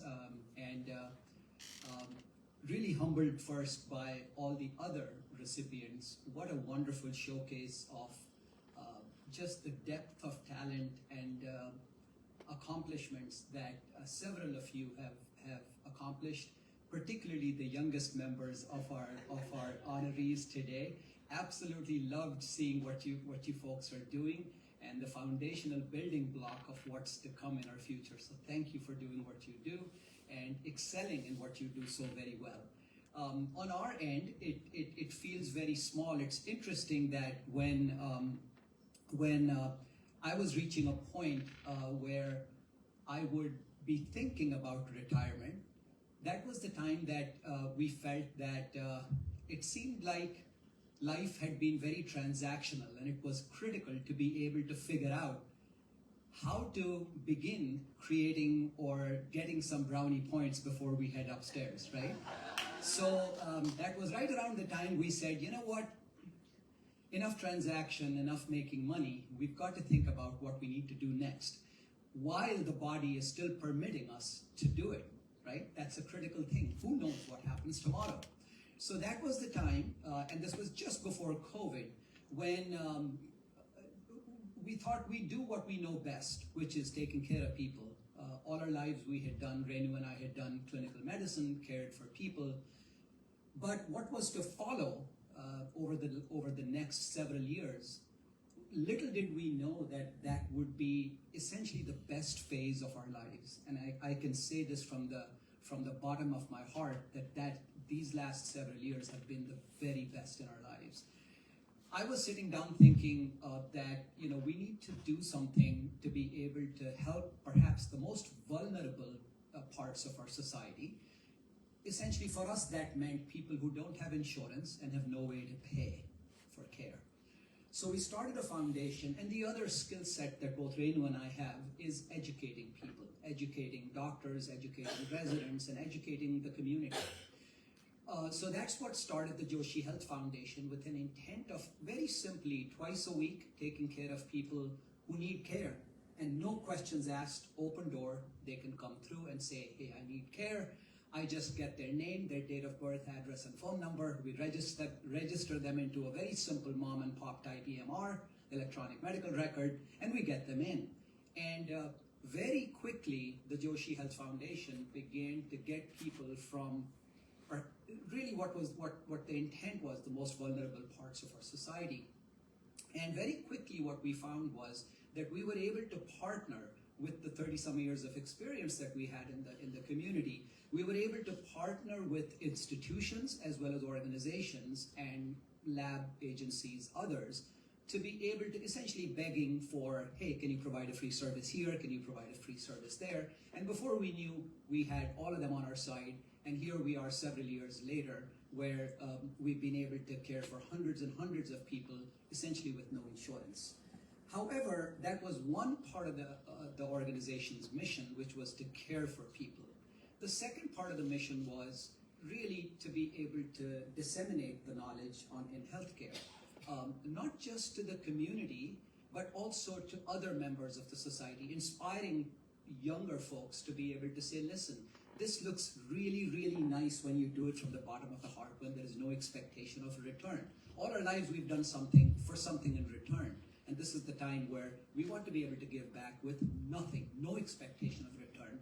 So every single day, now when Renu and I go home, it really feels like we did something, right? Something that in a transactional world, of course we all do good stuff. We did good stuff.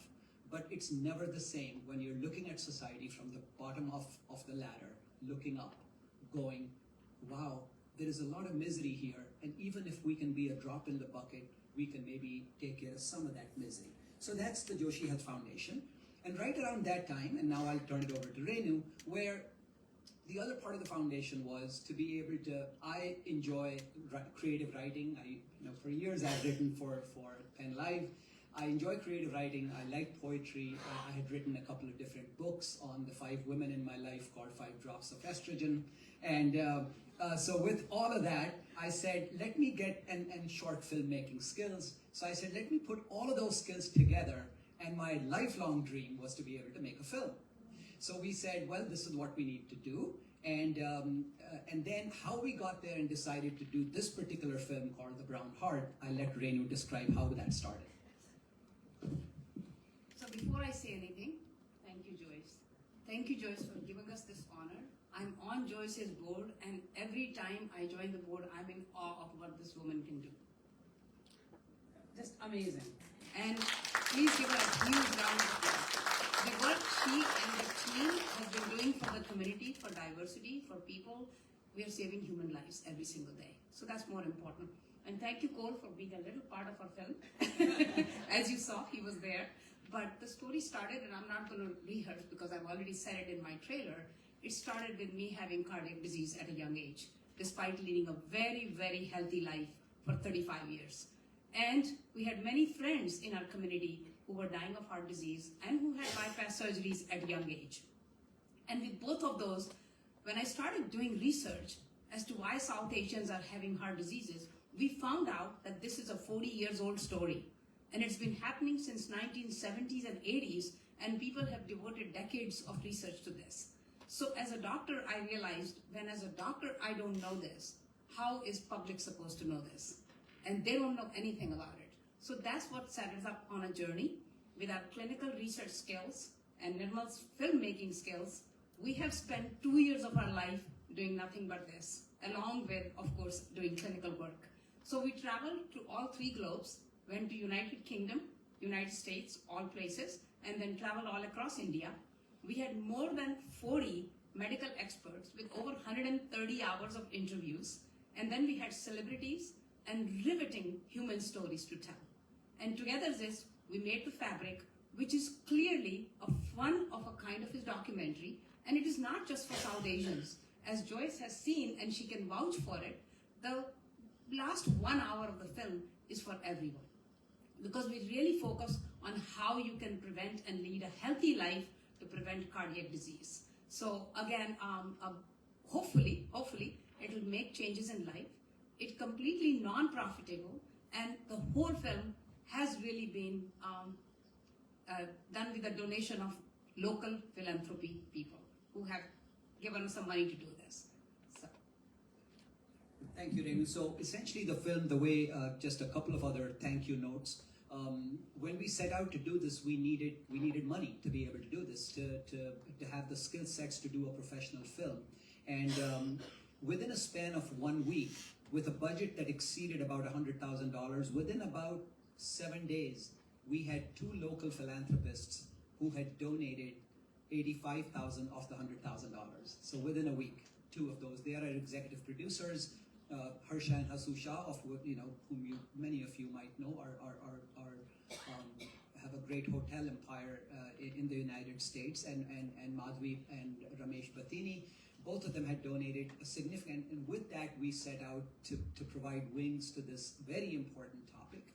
And what I'm learning, and I'll end with that, the film, by the way, got accepted in a Disney affiliate in India called Jio Hotstar. So it's currently playing in India on that streaming platform, which is the single largest platform in India right now, and it's showing IPL cricket as well. So we're getting an amazing response. It went out on the 3rd of May.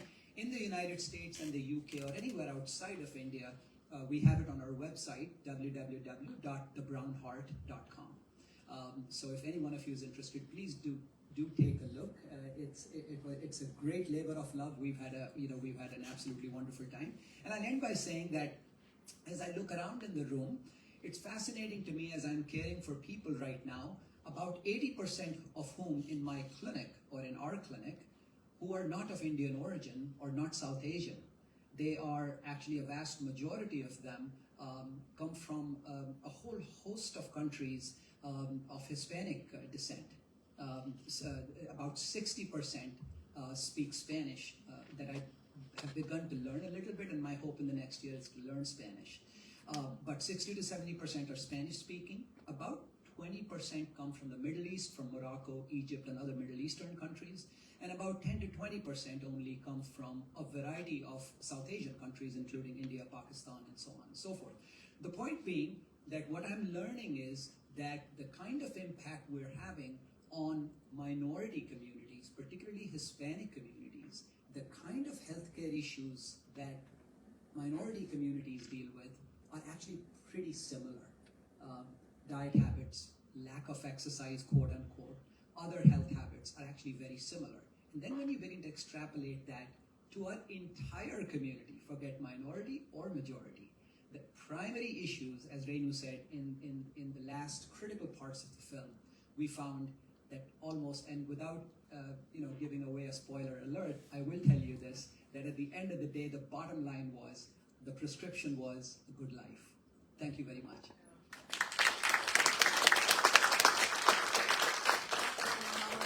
Joshi, and I will tell you, I watched this documentary and I was amazed and I learned so much. And I now understand what I have to do to stay healthier.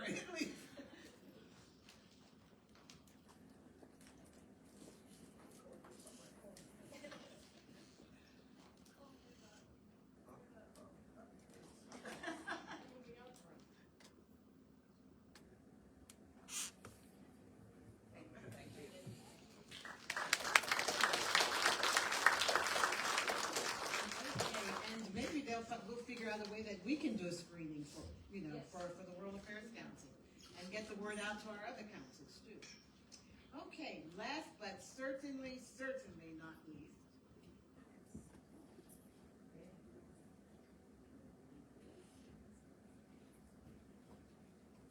We have a special honor to be given, and we will ask Ms. Lindsay Bowman to come and do the honors. Lindsay is a member of our board, and she is also the principal of the Upper and Lower Schools at Harrisburg Academy.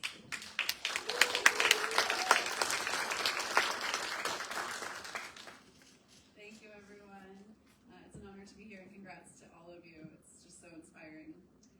It's my honor to introduce Jesse Waters of Bowers Writers House.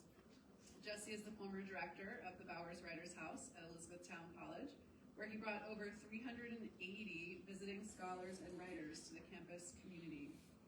Under his direction, this venue created a landscape change for Elizabethtown College, offering a unique interdisciplinary space for presentation, performance, expression, and study, unlike any other in the Keystone State. From local to regional to national and international members of the scientific, artistic, and political communities, Jesse spent 17 years developing programs and events that changed the lives of thousands of college students and members of the Central Pennsylvania community. a winner of the River Styx International Poetry Contest, runner-up for the Iowa Review Fiction Prize, and finalist in the Diagram Innovative Fiction Prize and the Paul Bowles Fiction Award, Jessie Waters' fiction, poetry, and nonfiction work has been nominated for multiple Pushcart Prizes and has appeared nationally and internationally in several magazines and journals. His first collection of poems, Human Resources, was published by Inkbrush Press in 2011. His first collection of short fiction, So Let Me Get This Straight, was released by Paycock Press in February 2018. His last book, the edited and translated selected collective poems of Taslima Nasrin, was released by Penguin Books in September of 2023. Please join me in congratulating Jessie Waters, former director of the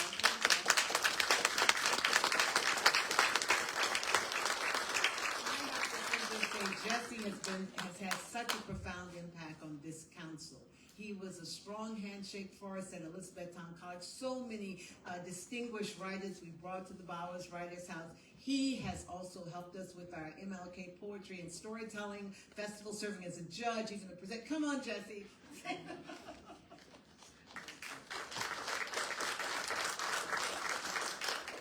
So for what I have for you tonight, this is going to seem like a strange context, but back in the 60s and 70s, a lot of restaurants would take really cheap fish and take their cheeks and sell it as crab meat. That's going to be important in just a second.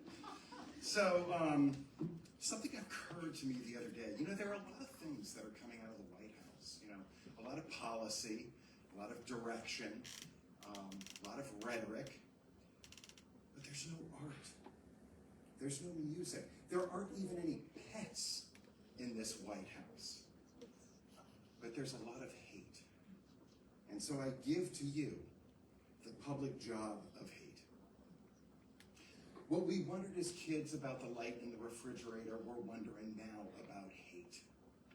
Apple gone dead in the pantry, corpse in need of a shave, all that goes on when no one's around to see or say what hate means.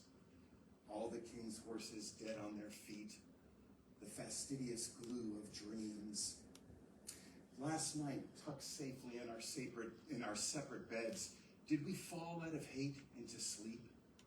Did the stars boil away in their soupy incandescence? Did the moon rot away like rancid meat? Hate is that perishable cheap, those flakes of fish face passed off as crab. If the private job of hate is to bleed, our public job is to scab. Thank you so much for this award. I'm grateful to the World Affairs Council, Periscope, and joining us.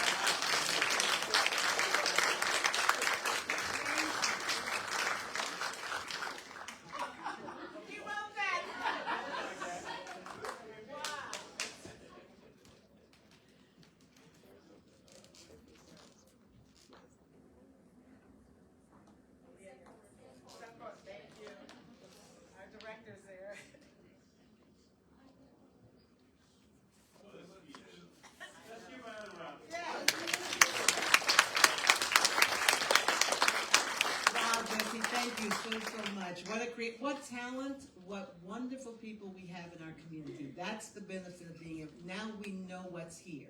We know the genius, we know the perseverance, we know the talent, we know the heart.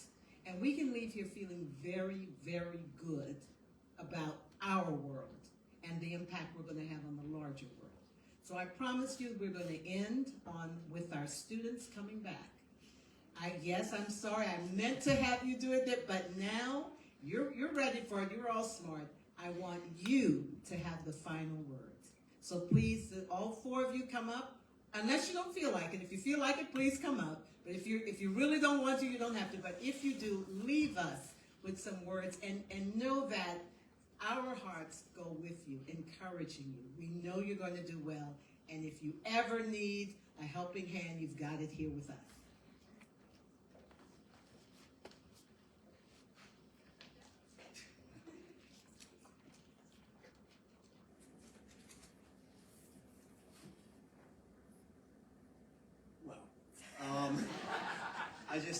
I don't know if my little paper and I are really going to be able to match what I've been hearing for the past hour.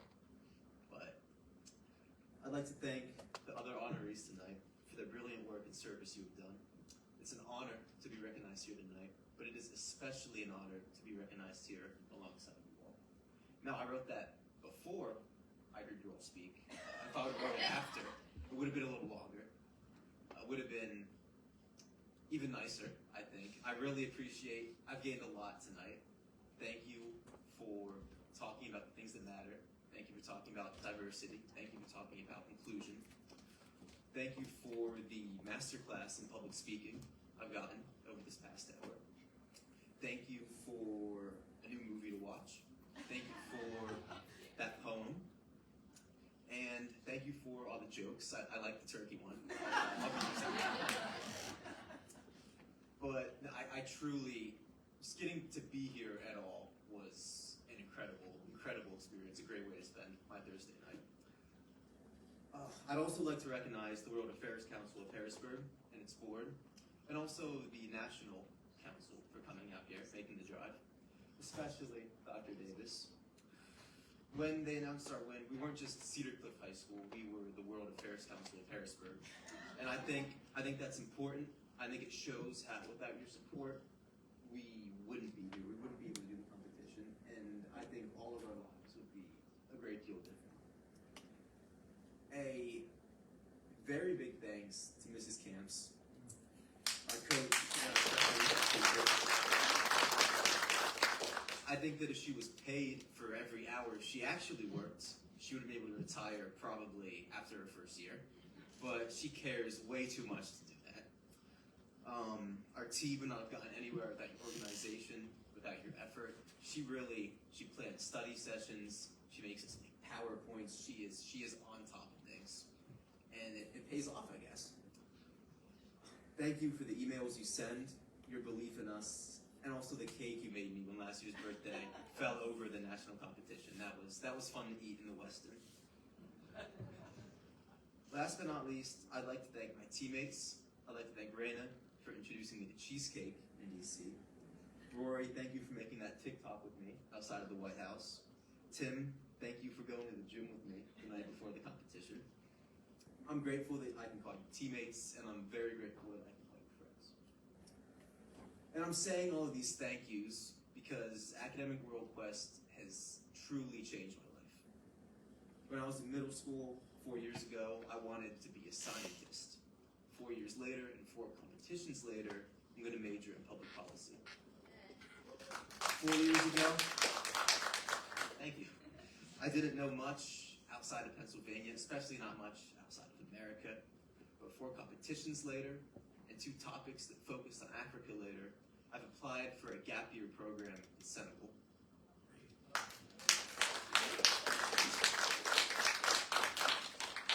Academic World Quest in the World Affairs Council. I did intern with them a couple years ago. Great experience, so I'll plug that. It has changed how I think. It has changed what I think about. But I think most importantly, it has changed in an incredibly positive way what I value and how I feel. It's taught me to look outside of my bubble, to go outside of my comfort zone, and to really focus on the experiences of people who are not the same as me, who have lived vastly different lives than me, because we all have something to gain from each other. So, again, I'd like to thank all of you in this room. I'd like to thank the people who spoke before me. I'd like to thank Mrs. Camps. I'd like to thank Dr. Davis, just again, because, and I'd like to thank my team, because it's gonna be weird next year with no competition. So thanks again.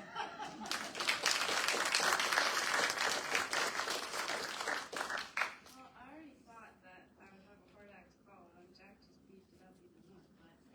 But sorry, I'm not good with microphones. All right. Good evening, everyone. My name is Rory, and I'm part of this wonderful team. And again, seriously, I appreciate the opportunity to just be here and listen to everything, just as Jack said, that you guys have presented to us. It felt like I took AP language this year, language and composition. A lot of it focuses on rhetoric, and I've read and analyzed a lot of historical documents, and the speeches that I've heard tonight and the poem that we heard tonight were just incredible. It was just a live, like he said, masterclass. So anyways, I started the World Affairs Council's competition as a freshman. I joined my older sister Kate's makeshift team alongside Jack, who's still my teammate, and we won the regional competition over Zoom. And we also did the national competition over Zoom, and everyone else, every other team looked so much more distinguished, prepared, and intelligent than I, a young girl from the middle of Pennsylvania with no prior experience in current events, global affairs, who had absolutely no idea what she wanted to do when she grew up. I never imagined that my senior year would culminate in a win at the national level. No matter how much we studied each year, how many notes I took, or how much coffee I drank, we did not even place in the top 10 at nationals. It was out of reach for our rookie team.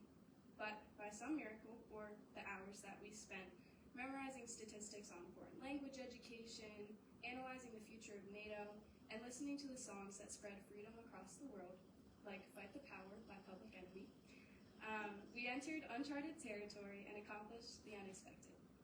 With the diligent work and cooperation of my teammates, the guidance of Mrs. Camps, the support of my family, and the wonderful assistance of Dr. Davis and the whole World Fairs Council of Harrisburg and of America, we won the competition, and I found purpose and passion in learning about our increasingly interconnected world.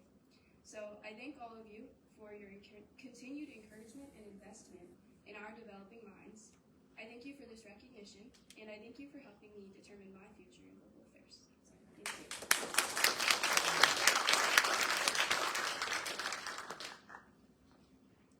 Good evening, I'm Raina Johnson. First, I just wanted to say thank you to the World Affairs Council of Harrisburg for preparing this wonderful event. It's been truly inspiring to hear all the speakers, as they've already said. But during this year's Academic World Quest competition, I had the privilege to study the topics Country in Focus Mexico, which focused on trade relations between the U.S. and Mexico, and non-traditional approaches to foreign policy, which, among other things, discussed the importance of women and the LGBTQ+ community in foreign policy. So despite the many hours I put in to studying these topics, you may have heard earlier that I'll be majoring in biochemistry, mainly on like a STEM track, which is quite different from world affairs. So this competition has had a massive impact on me throughout my high school career. As someone with future plans centering around the STEM field, participating in Academic World Quest made it possible for me to broaden my horizons and develop educated perspectives on global affairs that I doubt I would have had the chance to form otherwise. Becoming a more well-rounded person, thanks to this, has undoubtedly opened the door for even more amazing things to come in my future.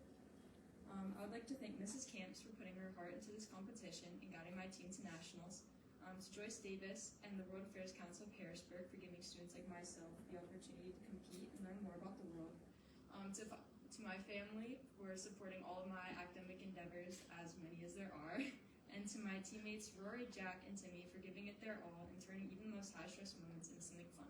Thank you.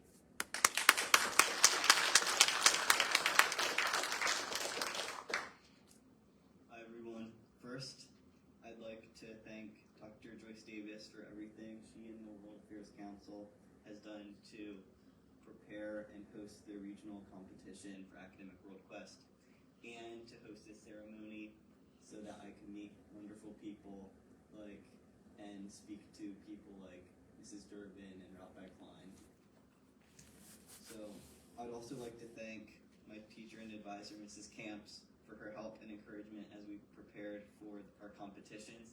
Please, once again, give it up for Mrs. Camps.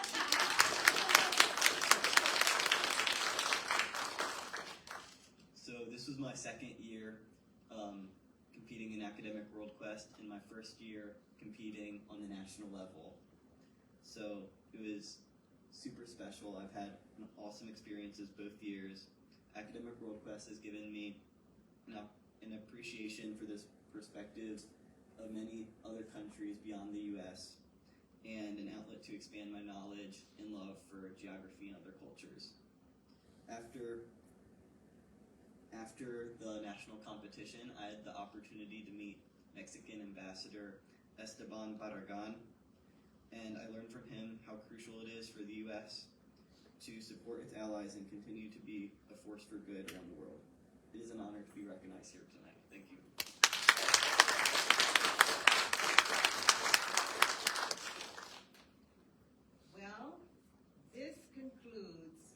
2025 Torch of Global Enlightenment Awards, and I can think of no better way to conclude it than with the hope for the future.